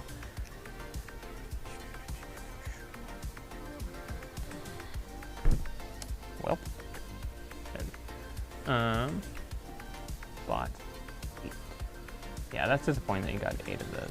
Friendberg Creation says, even though my store is small, I enjoy all the tasks that are involved, especially now that I use the Brick Store to upload parts. I thought I had sent this message a while ago, but I guess not. I've been doing some research and found some of the video sets are about $15 cheaper at Target than the LEGO website. This is the Australian website. I see some of the sets are about 4 times part of value. I can check on Target if I'll have to figure out if I feel like they're gonna sell, but I will check Target after this for those video sets. I don't think I have time to go into the store today, but I will check online, and if they're cheap enough online, then we can pick up a few. I just want to see that 1x5 plate. That sounds interesting. I don't know. Is that new in those sets? Also, I don't even know if I'm saying it right. The whatever it is. Funberg Creation says, has anyone had many sales from parting them out to make it worth buying them?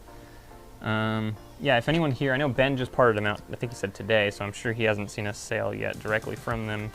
But if anyone here has parted them out, I would be curious to know what, oh, I'd be curious to know the part value, or if you feel like it's sold. Something we just got, and I wasn't sure if it was worth it. We don't actually have it. I ordered it from LEGO.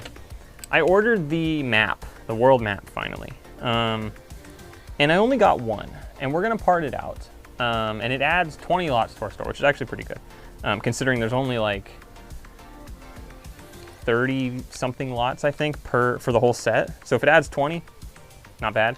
I think maybe I'm a little bit wrong on that, but it adds 20 something sets. But just got one of those, so that'll be coming. Actually, I got it a few days ago, but LEGO's really behind, I guess. So that should be coming soon though. And that'll add like almost 11,000 parts to our store, which is nice. But Paul and I have been really trying, we're pushing for the piece count. We're trying to get to 300,000 lots in the next couple months. Sorry, wow, that's a lot of lots. 300,000 pieces and 12,000 lots. Again, I'm not concerned really about the lot count. We've been doing really great on that. And if we continue at the pace we're going, we should hit that. But the piece count is where I'm a little concerned, and I'm wondering if our sales, you know, I know they're not low because our piece count isn't going up as drastically as our lot count, but I'm curious if, yeah, Ben says 300,000 lots is insane. That is crazy, yeah. No, but I'm curious if the piece count, oh yeah, if the piece count not going up in correlation with our lots like we maybe should have been if we were continuously growing our store. Like if we were actually scaling to 12,000 parts, sorry, 12,000 lots, then we should actually have almost like 500,000 parts. 500 to 600,000 parts if we were scaling at the same rate, piece count and lot counts, which Ben, I feel like it's actually really close to what you're doing. But that's something we didn't do. And I'm wondering if that's maybe potentially the reason why we're hurting. Now, I could have just, you know, cheated it. It doesn't really make sense, but I could have bought like, well, I think there's a limit of 2, but could have bought 2 to here and 2 to my parents' house.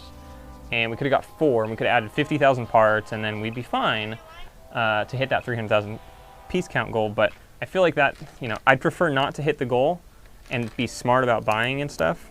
I also got a few other sets from LEGO that actually were a good price. They were a good part out. And it helped me get like a free promo or something. So I ended up getting a couple free promos, whatever I think it's like a sailboat or something right now, which is kind of cool. So hopefully that'll part out for a little bit. At the time I purchased it, it wasn't a thing yet. Didn't have a value on it.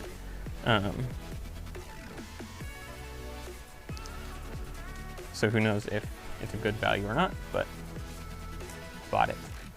Or I didn't buy it. I bought enough stuff to get it.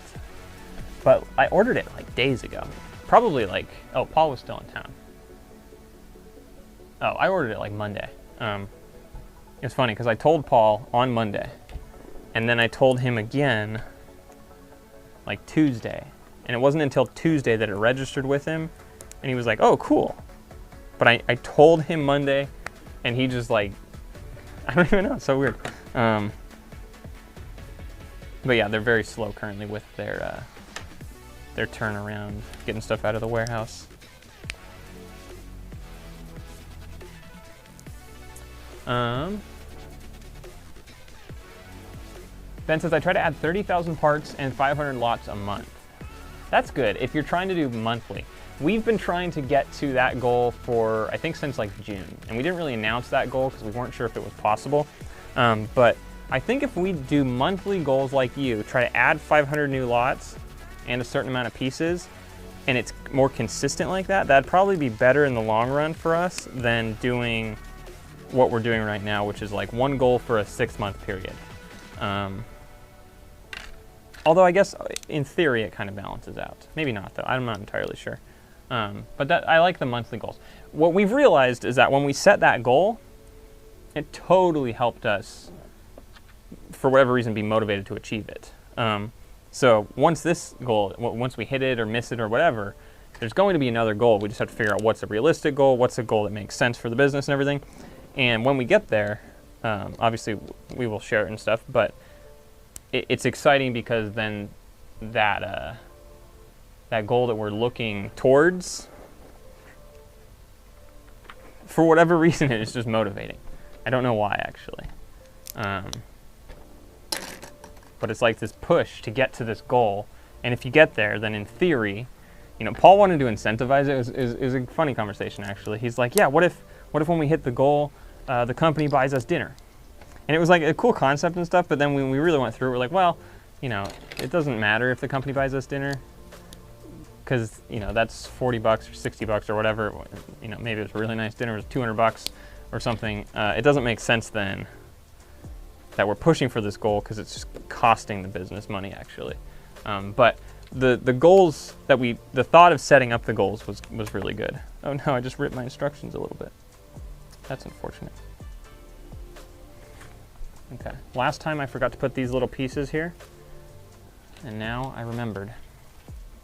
So that's good. I'm showing improvement.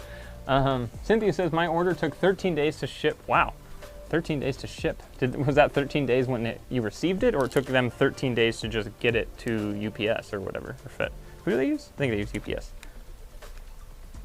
That's a long time. 13 days. Okay, I think that's right. Looks right to me.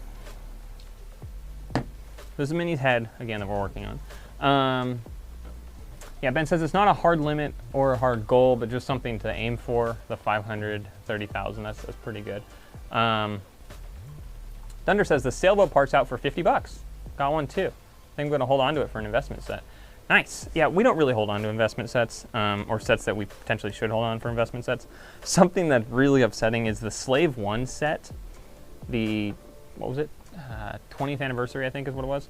I was so close to getting it. I have the rest of the 20th anniversary stuff.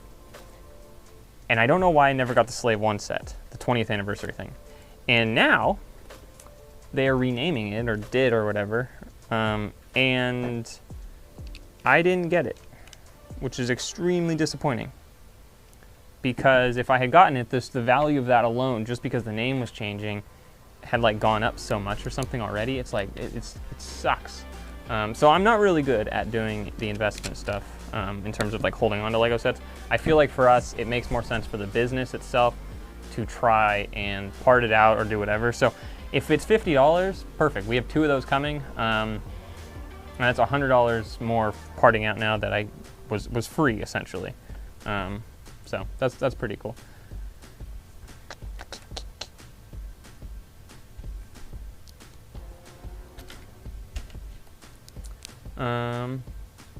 Cynthia said, oh wait, I already read that. Cynthia says, I'm trying to add stuff every day or part stuff out. It's been helping me feel like I'm moving forward and just past 2,500 lots. Nice, congratulations. Yeah, I don't know, this 12,000 lots will be the first lot goal we've ever set, I think. We were never really excited when we got to a certain lot count. It was just like, okay, it was always pieces. So this is exciting that we can hit, you know, double-digit lots, actually, just alone is a really cool idea. So that's pretty exciting. This will be our first goal that is you know, like a hard goal that we want by a certain day. And again, no reward, but like in theory, the business should benefit from this. I mean, here's the truth. If we hadn't been adding pieces for the past 3 months, maybe it would be going a lot worse than it is. Even though it feels like it's going really bad and that we're adding stuff and it's not helping, you know, maybe we've helped a ton by adding stuff. And if we didn't add anything, it would be like $20 a month or something. I mean, not that little, but like something pretty bad. Who knows? That's a different way to look at it. I feel like that's a better way to look at it. Okay, I think we're building a face now, or the beginning of a face.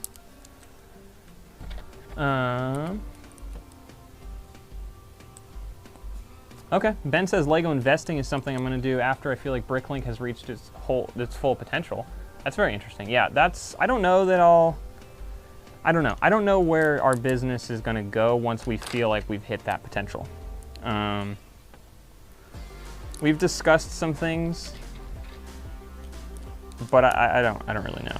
I think we're pretty far currently though from the potential cap, and I think we have a long way to go before we need to have a discussion about what we really need to do because we're at the max or whatever. So I think we have plenty of time. I personally don't foresee,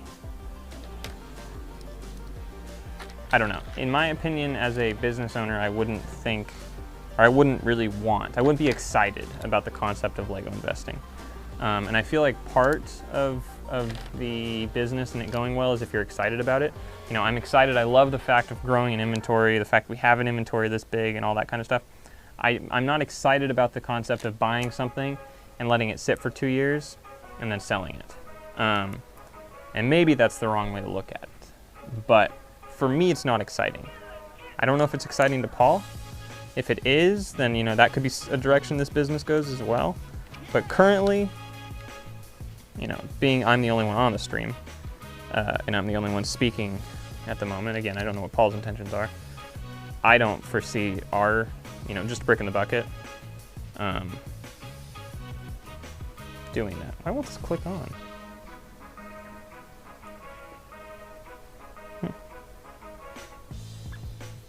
Something's not right. Did I do something wrong?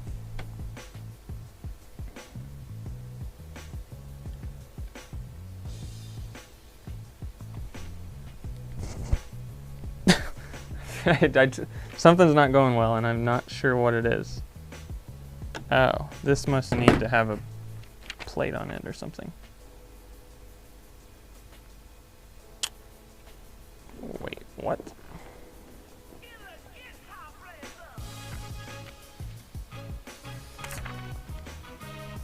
Oh. It goes on the other side. So this is actually the back of her head, I guess. There we go. Now it clicks on easily. Okay, there you go. And yeah, I lied. We were doing the back of her head, not her face. From Brick Creation says, has anyone found a set or two that have sold really well that are only 200 to 500 parts or less? I don't know. Probably. Trying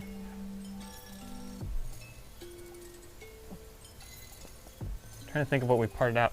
You know, to be totally honest, a lot of Ninjago stuff for us has sold incredibly well. And we almost always see the minifigs go first. But after the minifigs go, like there's pieces that I put away. And it's like, I know it's from a Ninjago set, I put it on the wall and I tell everyone this is never gonna sell, and it sells. And I feel like, not that I only do that with Ninjago stuff, but I feel like most often where I see something sell that I would have never thought would sell is the Ninjago stuff. Specifically, I would say if you're looking for a certain one, they have smaller ones, but the ones that are also, that have like some sort of building in it, like that's built with dark bluish gray. There's this one that's like a lot of rock work and stuff, and it might be more than 500 pieces, but it's somewhere around there. But it has all this rock work and it has rock pieces. Those rock pieces have sold out of our inventory. There's like bricks, like if it has 1 by, or just dark bluish gray bricks, really, it'll sell. Hello, Soul Flame, welcome to the stream. How are you? Hello, James Lewis. You are new here, welcome. We have not seen you before. I am currently building Minnie Mouse out of this Minnie and Mickey Mouse set. I built Mickey Mouse a few weeks ago, and now I'm finishing up Minnie. I got 1 more bag after these scattered pieces on the table here, and then we'll be all wrapped up for the day. But welcome to the stream. Thank you for tuning in. I am doing well, Soul Flame. Thank you. Late again. No problem. Although, you are late most weeks, I think. But that's totally okay. You know, something, and I don't think that person's here. Something for what, I don't know why this just popped into my head. Someone has been commenting on our stuff and says, you know, hey, I want to place an order, but you're not responding to my emails, or something. And I don't know if anyone's seen this, but not only did we get a comment that said that by, I don't remember this person's name, but it said, you haven't responded to my email on BrickLink, or you haven't responded, whatever it was. I just want to place an order. When are you going to have time to do that? And I replied and said, we didn't get an email from you. Can you reach out to us? And I sent him our email in case he had it wrong or he didn't have it or something. And then on the last stream, there was a comment on our last stream that said you have, it was kind of weird. It was like, you have time to stream, but not to reply to emails. Whose job is that? And it was the same person. And I haven't replied to that one yet. I guess mostly because I'm just confused because we haven't received an email or a message or anything from this person, at least as far as I can tell. And we try to respond to emails as much as we can, like as often as possible, and usually that's daily. Again, I don't know why this came into my head right now. Apparently James and Soulflame just made it pop into my head, but I couldn't exactly figure out why that person was like reaching out, and I don't know that they were really rude.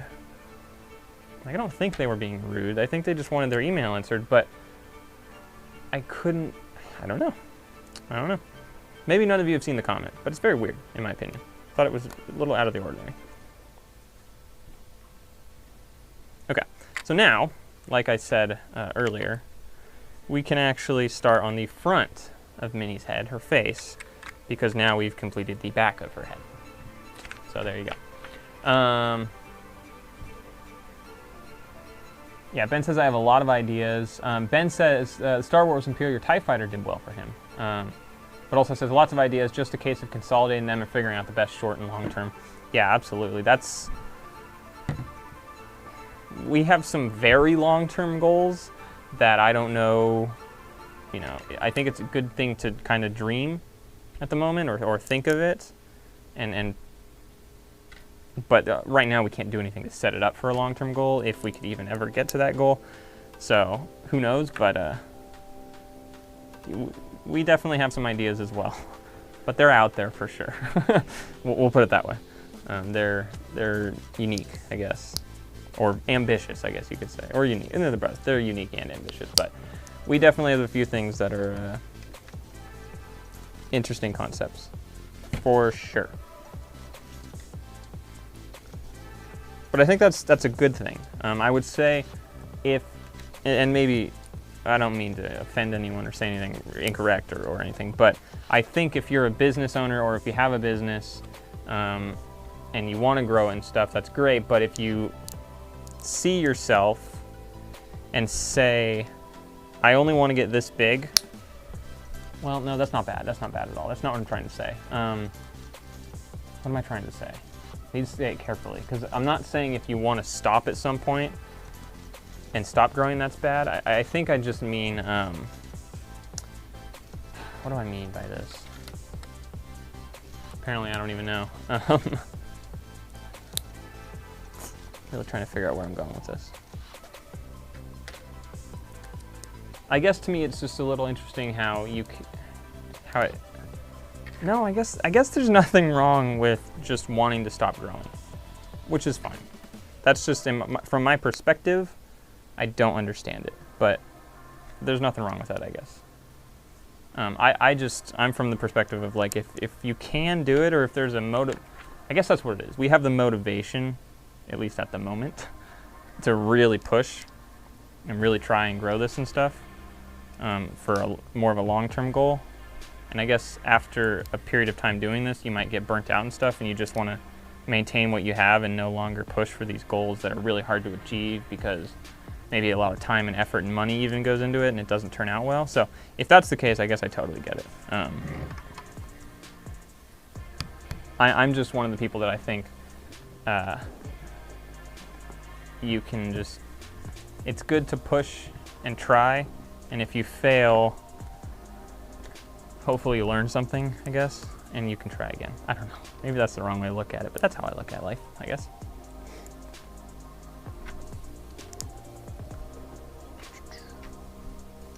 I can tell you right now, I'm very tired of sitting in this stupid chair. This is like, you can't see it currently. I know I've shown this on the stream before. It's this terrible little like balancing chair thing that you're supposed to like balance on as you sit. It's like, I don't know, is it supposed to keep your posture? I don't know exactly. It's weird. I do not like it at all. But I chose to sit in it today, apparently. And now I'm sitting in it. But it's very uncomfortable over a long period of time, and it's almost been 2 hours here. And yes, quite done with it.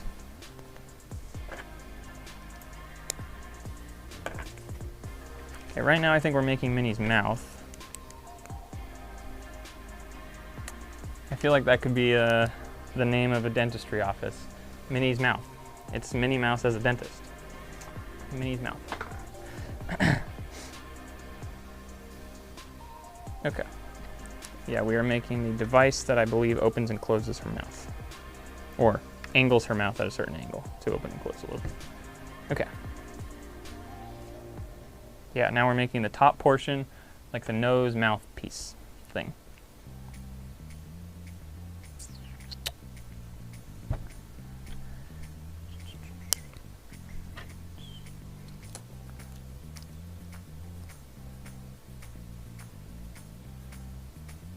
Ben says, I'll discuss some of you on the patron call next week. Hopefully we can attend that.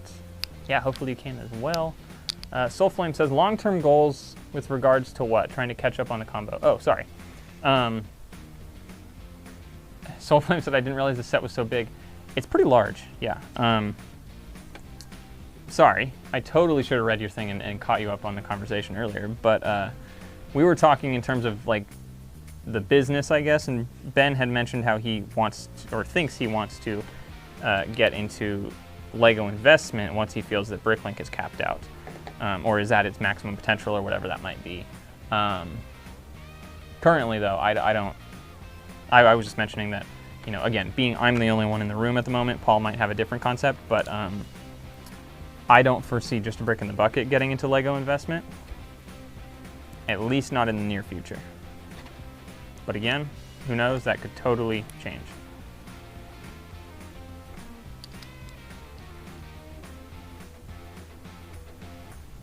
Okay, we are very close to done here with Minnie's head. I think we just have to do her eyes and her little hat thing with the flower and her ears after I stick this nose piece on.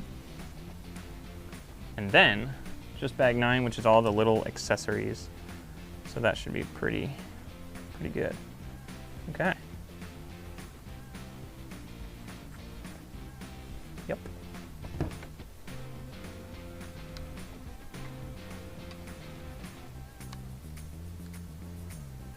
There you go. There's Minnie's, it's a little creepy. There's almost her face. We still need to put her eyes on, which are right here. So I'll finish that up real quick, but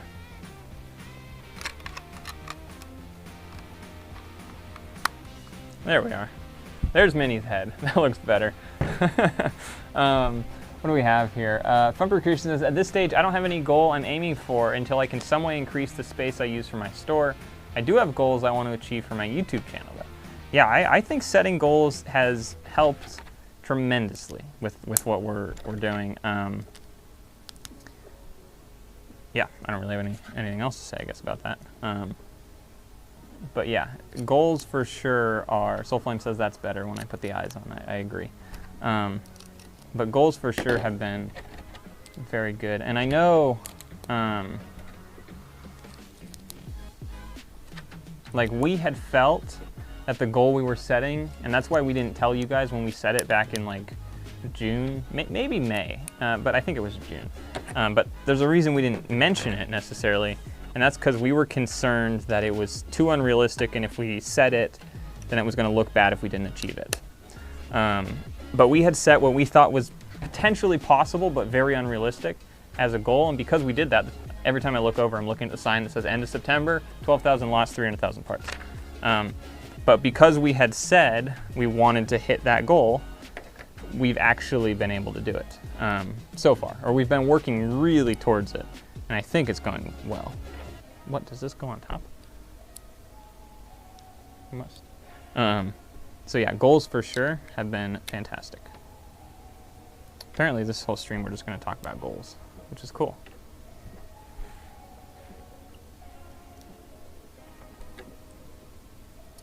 Okay, and here is Minnie's little hat thing. Oh, I see how this goes on.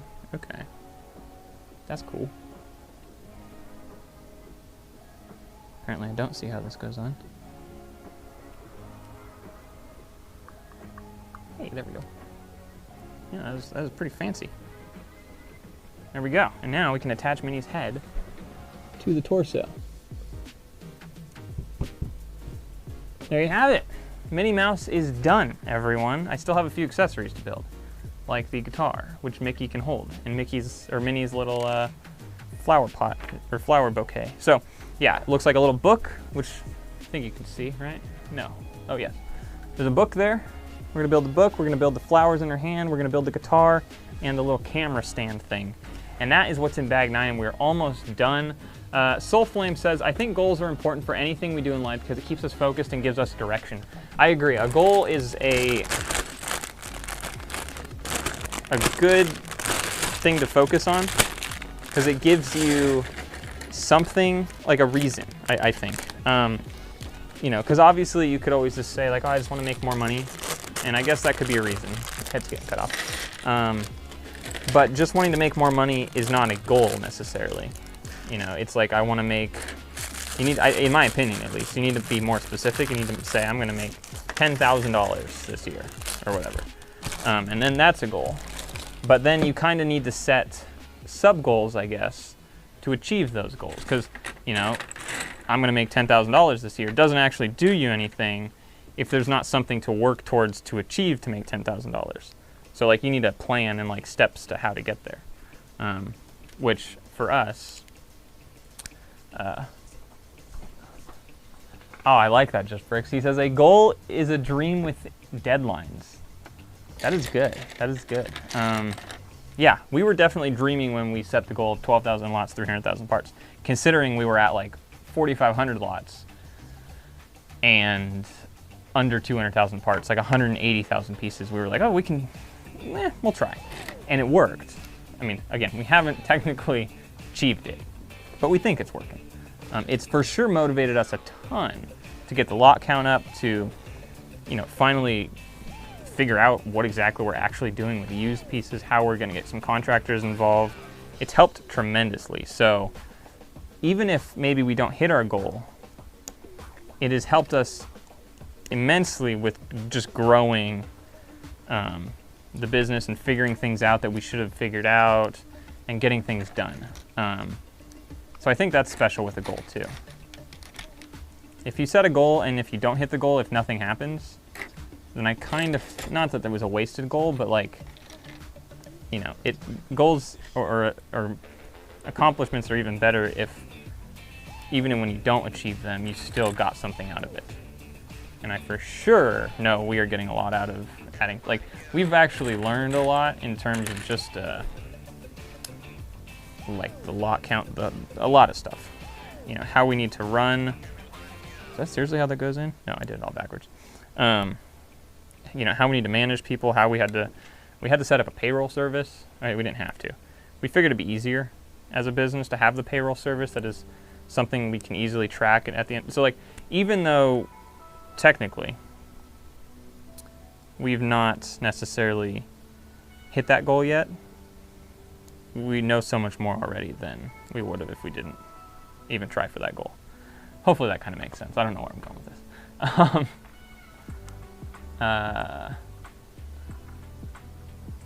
Yeah, Soulflame said exactly, because it doesn't tell you how you're going to make that money.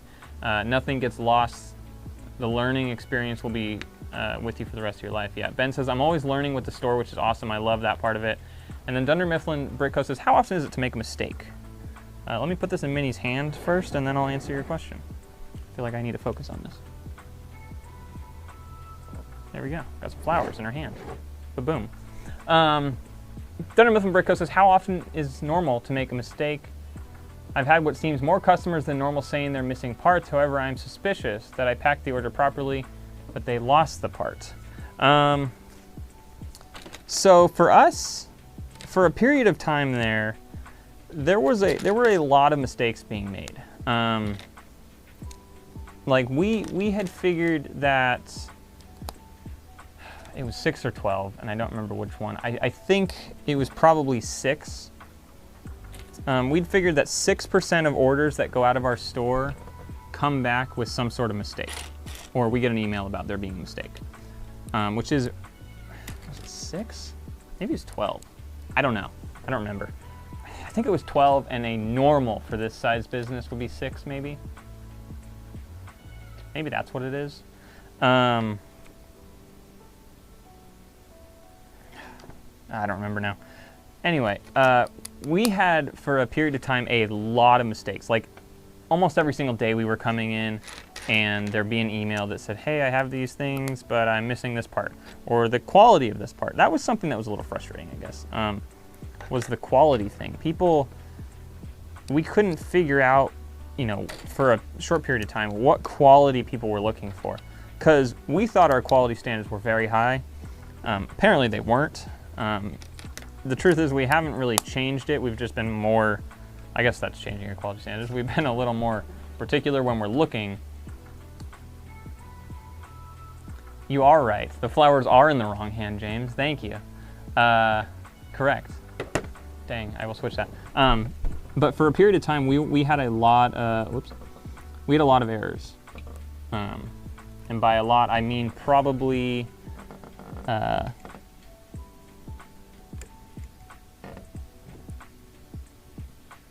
we go. Every other day.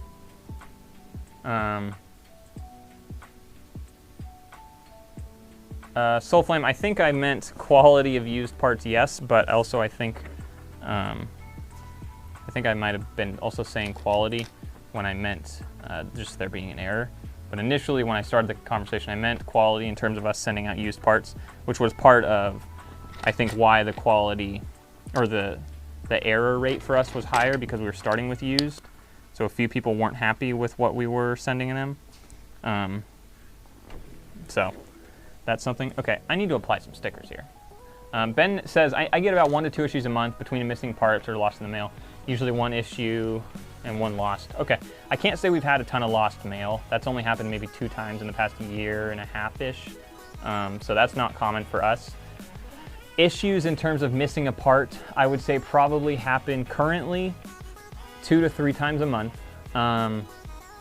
Actually, I would probably say twice a month where they email us and say there's a missing part. There's probably 4 times a month where, just like I talked about earlier, where we find the issue when we're packing. And then we email them and send them a refund and stuff. And that costs us less than them emailing us, because it's a, you know, we're not at that point being defensive in terms of sending them a refund because we messed up after they found out. We're being offensive where we're saying, hey, sorry about this. We're gonna let you know that we don't have this, but the rest of your stuff's still on your ship. So that costs us less, but I would say 2 orders a month where they find a problem. 4 orders a month where we find a problem and we let them know ahead of time. That's probably correct, which maybe is 6 orders a month out of, that might be a little high. We'll say about 6 a month where there's a problem. 4 that we find, 2 that we don't find. but I'm not sure that that's 100% accurate data. For a while though, it was a lot, and by a lot I mean like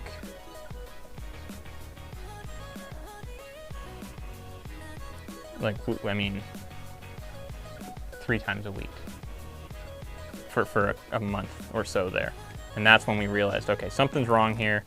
We need to go through we went through all the used, and we checked quantity of all of them just to make sure that was right. We also had an inventory error at some point, so it all kind of overlapped. So, but yeah, for a while there, we had a lot of bad things happen. It's mostly been since fixed though, which is good. So I would say you should expect maybe 5 errors per month per 100 orders or less. But the majority of those I would say you should find. If you can find them first, obviously that's better. Okay, here's a time where it's hard with the black background with dark blue pieces, especially with this light and the glare in here. This is a challenge for sure, just to kind of see what pieces it is that we're putting together here. So right now we're making a little book that kind of sits next to Minnie on the ground.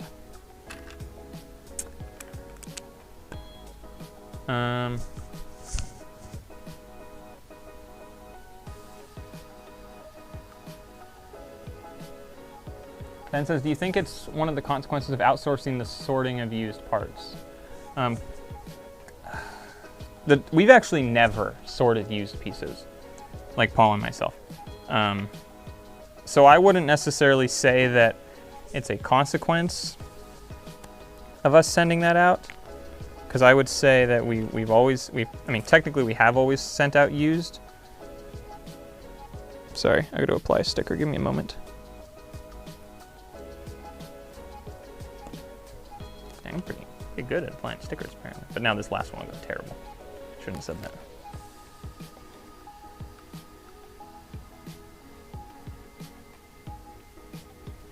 There we go. Okay. Where's I going? Do you think one? So I don't think quality issue was outsourcing. Sorting. I think a quality issue could be outsourcing the cataloging, and that was something that was a short-term thing. But even once it's outsourced and cataloged, personally I'm the one who does it, but I add all the pieces and I check, I double check the quantity and I double check everything as it's being added. So obviously I'm not going to pull out each piece and look and rotate each piece, but at that point it's gone through 3 phases. There's the sorting phase where they're told if it's not Lego or if it looks like it's chewed up or something, put it in this separate category. So they're probably doing it really quick, but we come back with a bag that says non-sellable, and it's either not Lego or it's chewed up or it's really miscolored or there's something on it or whatever. So they definitely do a decent part of it, and Paul does a lot of it when he's cataloging. And then on top of that, I am double checking everything when we're adding it, so, or triple checking, I guess, at that point. So there's a lot of levels now before we're adding things, and our quality standards have gone way up. We actually fill up large flat rate boxes with pieces that we either consider non-sellable or, oh no, I did something wrong. Did I apply the stickers upside down? No, I think I did. Ugh, well that sucks. One moment while I fix my stickers.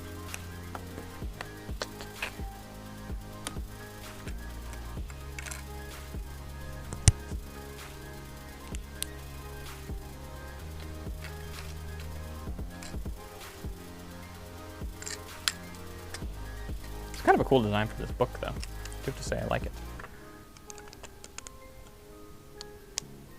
Okay, there we are.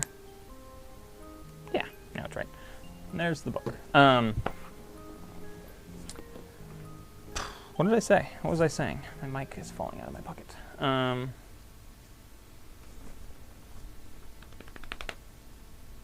don't know. I don't remember where I was going. I'm so sorry.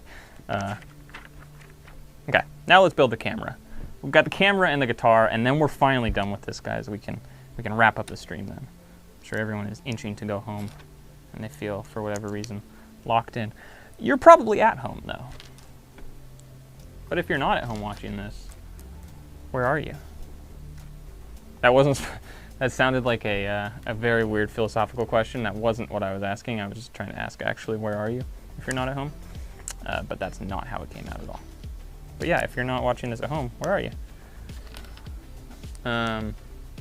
Soulflame says, oh right, that's how, or Ben says there's more errors when only doing used parts. I think that's gonna happen regardless. But Soulflame says, oh right, it's close to how I do it too, but I do it myself. I don't outsource it, but that also because I look for the parts I want to keep for myself. That's something we don't do, is keep parts for ourselves. We probably could, but Paul and I don't do enough with Lego that we want to keep the parts for ourselves. But it is something we've, you know, I don't think we have anyone sorting right now that would do that. But it is potential that at some point, you know, someone who's sorting, if they find something cool, they're going to, oh, I totally forgot, no, hold on. There's 4 stages of it being checked first. Actually, there's kind of 5. So let me tell you the 4th stage. This is the first thing we do. When we get all the used, obviously, we clean it and stuff, and we look through it, and we sort through it briefly. So that doesn't really mean we're like going through it like crazy. We're just looking through it to find minifig parts or magnets or whatever before it needs to be washed, or metal pieces or electronics or whatever. And when we're doing that, if we find anything that's trash or non-Lego, it gets taken out. Or if it's a bad condition quality, it goes in a bin. But also, there's kind of a 5th phase. Before we get our pieces, the person who we buy them from actually goes through them and, not always, but for the most part, separates them. So it's just the pieces, tries to go through and remove all the non-Lego. So the person we have that we buy from does a fantastic job of also taking out non-Lego and removing things that are totally non-sellable, which is super cool. Obviously, again, he's not looking at each individual piece. So that's why when cataloging, that's like the biggest portion, where we just fill up boxes, the large flat rate boxes of stuff. This is where I was going at some point.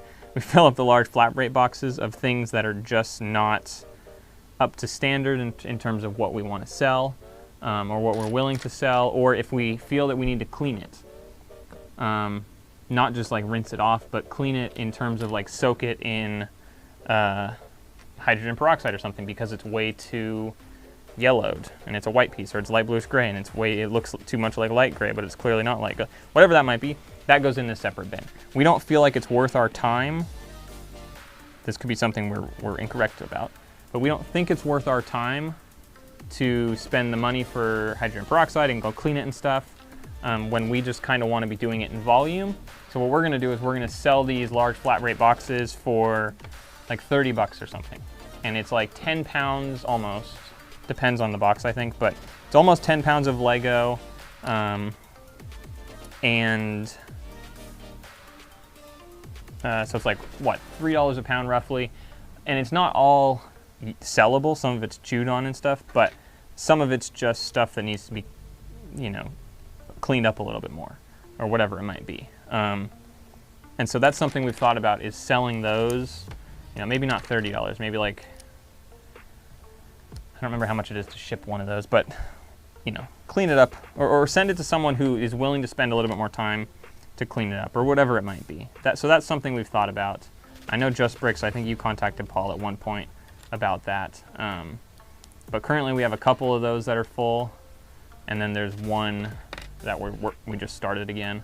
But that could even just be a small scratch on the brick that people could still use for like building stuff underneath when they're building up a big structure, whatever it is. But we just haven't, we don't feel it's worth the time, because we have a decent, I mean, we have probably 150 pounds over there that needs to be sorted, plus there's like 200 more pounds in storage, plus we're buying like 60 pounds like off, so it's like all the time we just have more and more and more, so we don't feel like it's worth, I don't know, maybe I'm wrong on this, but who knows. Oh, Just Brick says, I was hoping for Six Flags today, but it was supposed to rain and my wife didn't want to go. That's disappointing. Soulflame says, sorting by color at the first stage is a good way to spot discolored parts that have a lot of play wear. Something we've noticed is, because the guy who we... Wow, this is confusing. The guy who we have, who sells to us... There we go.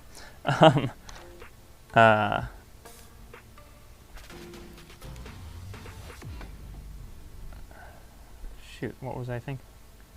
He said, he started to sort for us a little bit. We weren't paying him, he just wanted to help out. But he sorted by color, and I think that's harder for us to catalog and stuff because it doesn't help to sort by color necessarily because you can have 1,000 different elements in the same color when you can only have 40 different colors of the same element or whatever it is. So it's actually easier to catalog once you have minimal colors, or sorry, minimal mold types, because then you can catalog all the colors. So that's what we've done. We've found that sorting by color is not worth it. Soulflame says the peroxide bath would only make sense for high value parts that are very rare and sought by for collectors, in my opinion, but I don't personally do it either. Just Brick says, I sort by color first when I'm parting out new sets. I do category first for used. Yeah, we do category, and then when Paul catalogs, he breaks it down into like what he calls subcategories. What's he call it? He calls it down sorting, and he down sorts that into a different, like a little category that kind of makes sense with the other stuff in that category, and then he takes each of those categories and then obviously sorts it by each piece, which seems to be working really well for him. And that's what I did for the bricks as well. Although for the bricks, I actually just went straight ahead and sorted it by element, just because the there's only so many 2x+ bricks, so that was just sorted by elements. This is not right. Oh, how am I gonna get this off? Shoot. There we go. But I haven't done a ton of cataloging. I said it earlier, I'll say it again, I am not a fan of cataloging, but obviously it needs to get done. And since Paul's out of town, I figured I would do the bricks, while still continuing to work on adding some of his stuff that he cataloged over the past couple weeks. He just came in and cataloged and cataloged and cataloged and cataloged like crazy, so that hopefully when he was gone, I can add a ton. And that's pretty much what's going on, which is great. So, but then he'll have an empty bin, so he has to re-catalog, but like continue cataloging a lot. But I also sorted, and you'll see this in the vlog that comes out on Friday, and I'm sorry it didn't come out yesterday. I really wanted to get it out, it just didn't happen. But I sorted all of our sorted stuff into categories that are like, says how many bags are in there, so it should be much easier for Paul to go through and get a category now, and he doesn't have to go do all the sorting, you know, manually each week when he wants to do a new category. He doesn't have to go through like 8 different bins to find which stuff is where. It just simply is, it's just there because I did it the other day. And it took a while, but it also helped free up some bins, and it also gave us, I think, a better idea now of what, now we get to build a tripod, better idea of what we have that's going to at some point soon go on the wall. And this also should allow us to do some sort of rotating schedule with, you know, the bricks and then the next category and the next category, instead of doing bricks and then another category and then another category, then bricks and then another category and then a different one and then bricks again. Not that we're trying to do that, but just because it's probably better if we're not constantly doing bricks or something. If we rotate around and if we know that we're rotating, that's probably a good thing.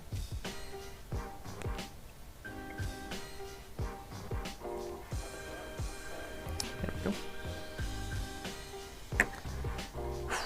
Okay. We're almost done. Sorta, I keep telling me that. Just Bricks, have a good evening. Thank you for tuning in. I appreciate it. I'm sorry you didn't get to go to Six Flags if you're still here. Oh, you are still here. Hitting notify for today, added another 142 lots, nice. Do you notify every day? Maybe this is something we could talk about, not just you, but with everyone. How often do you guys notify, you know, when you've done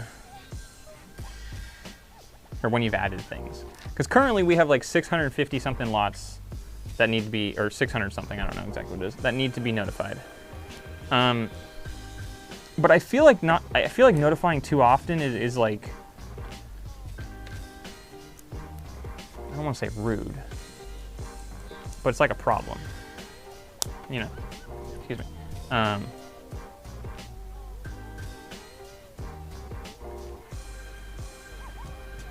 Okay, real quick, I would like to share a photo.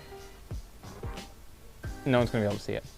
It's a photo of Paul and his dad. They're whitewater rafting. I don't remember where Paul is. He's somewhere, oh, the boat says Montana.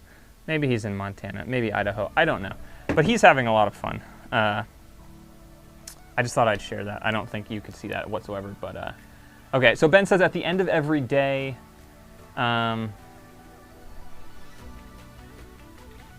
Soulflame does bring up a good point. Sorry, I'll get to you in a second, Ben, but Soulflame says there's also that moment where the brain and eyes get so tired that switching part types helps in preventing errors at the end of the day.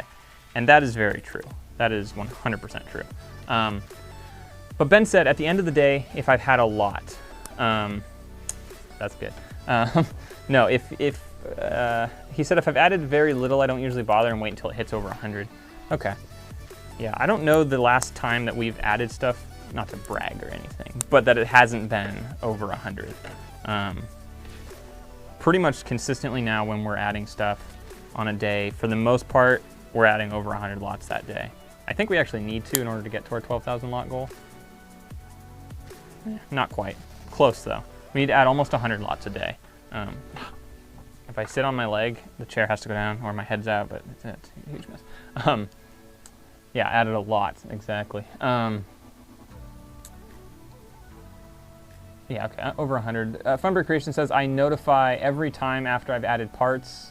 If I know I'm adding more than 1 or 2 sets over 2 days in a row, I'll send notifications at the end. What Paul and I have been talking about is potentially just sending it at the end of the week, like on Friday or Saturday. But I'm thinking maybe Thursday night or Friday morning might be good, because that's when a lot of people shop. So then they might be inclined to go to our store for it, but I'm not really sure. But yeah, currently we have like 600 something that I need to send a notification about. It was at 700 something, and then we had a few orders the past few days, so, which is good. But also, like, I like seeing that number really high. It makes it feel like you've achieved something.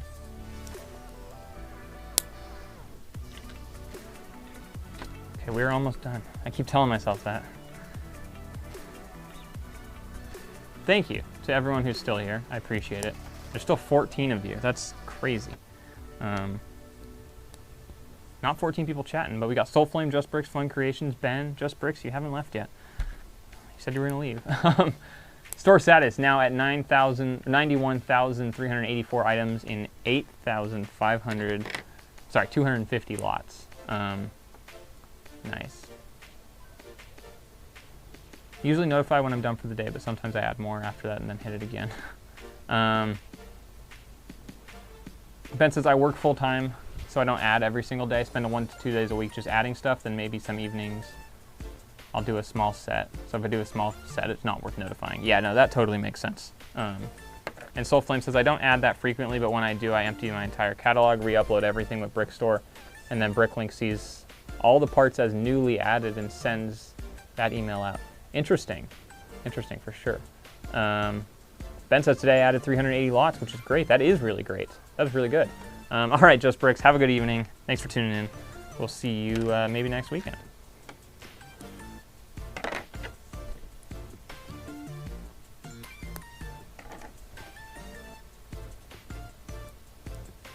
Yeah, 380 in a day is pretty good. Occasionally we'll do that. It depends, in all honesty, it depends like how many orders there. There's a lot of things that it depends on as to how many lots we get added per day. Oh shoot. Because there are days where I will add, you know, I can add 400 lots of used that Paul has cataloged. And then there's other days where it's like, because we're out of drawers and I have to make divide, it's like there's so many factors that sometimes I just can't add that many just because there's so many other things I need to do in order to make just to be able to add parts. And those days are unfortunate, but like recently, because we've numbered 500 something drawers that are just ready, I've been able to just scan and just go, essentially. No real need to take a break between adding everything. And Paul builds them in about 50 lots per BSX file, which is very nice. Like, I definitely prefer smaller because it makes it easier for consolidating and stuff. Also, you're not having to then pour out like 1,000 pieces in order to, wow, that has to go in there, in order to see what pieces it is that you're looking for, if that kind of made sense. I assume that made sense. There we go. The camera, I believe, is done. So he does it in about 50 things, which makes it nice because, you know, if I only have time to do, I mean, I can usually add about, where I was going with this. It adds generally about 30 lots, 30 plus lots for each BSX category, I would say on average. Sometimes it's like 50, you know, every single lot in there is brand new. Other times it might only be 25 depending on the lot, but most of the time when we add lots, it is adding a good amount of brand new lots. It's not just bulking up quantity, but at this point, it's great to bulk up quantity too. The downside to bulking up quantity is like, depends how I'm consolidating, or how I'm consolidating. Sometimes I will I almost always consolidate at the beginning. We use the brick stock merge function on Brick Freedom, but I almost always consolidate from the start, usually without the cart. And that's because there's sometimes only like 8 to 10. So it's easier, instead of pouring it out on the cart, I'll pour it out on the desk over there, have the computer, grab a couple, go to the drawers, grab a couple, go to the drawers, and do that like 4 times and I'm done. But now that some of the stuff we're doing, we need to consolidate a ton more, I am starting to put it on the cart and then go consolidate and then come back and scan all the drawers in. Because it's just, there's so much consolidation now, which is good because obviously we're adding the pieces. Like the count is going up quite a bit. The part count, that is. Okay. Whoops. We're almost done, everyone. Very close. And that all looks correct as to what I should have left over, so that is good.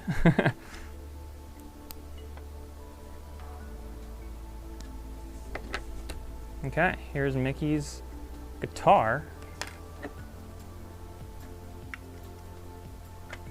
which we can then put in his hand as well.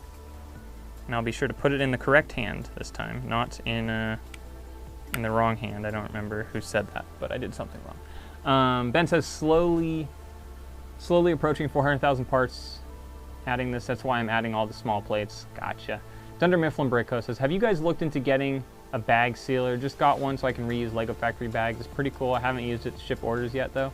Need to run some tests first. No, you know, people have asked us this before. Okay, this goes in Mickey's left hand as well. People have asked us, you know, if we've thought about it, or if we're getting one, or whatever it might be, and we haven't. Haven't gotten one. Truthfully, haven't really thought about getting one, and probably won't. Just because for us to save the Lego bags and store those efficiently, I don't exactly know if that's going to work for us. It could, it might not, I don't know, but we haven't done that yet. So currently, no. But I know there are other people out there who do the same thing. They use the factory, or the bags, the Lego Factory bags, and they seal them. And it looks fine. You know, it works, it seals the bags, you're reusing the bags, and they're getting a real Lego bag when they get it. So, no, that's not something we've done, but people have, oh, James was the one who reminded me. Thank you. Well, it's in the correct hand now. There we have it. Yeah, Soul Flame. This was a set that, so I went to the Downtown Disney store, the Downtown Disney Lego store with Paul, apparently last September, and had seen this set in person. And that's when I decided, okay, that's pretty cool, I'm actually gonna get it. Before, seeing the pictures online, guitar wrong hand. Oh, well, in the instructions, that's the hand the guitar went in, actually. But the box, you're right, the box is different. That's the wrong, yeah, so maybe the, yeah, in the instructions it's in his left hand. So, interesting, okay. Well, I guess it doesn't necessarily matter. You can actually adjust the arms and stuff on these guys, which is pretty cool as well. But like I said, I thought this was ugly when I saw it online. I saw it in the catalog like last summer. And then I went in the store and I saw it and I was like, that's actually pretty cool. So I ended up picking it up, finally built it. Almost a year later, they're finally done. I think these are pretty cool. I love the signatures. I don't know if you guys can kind of see them. There's a signature of Mickey Mouse. There goes the book, and a signature of Minnie Mouse on the plates there that they're standing on the film stock, which is really cool.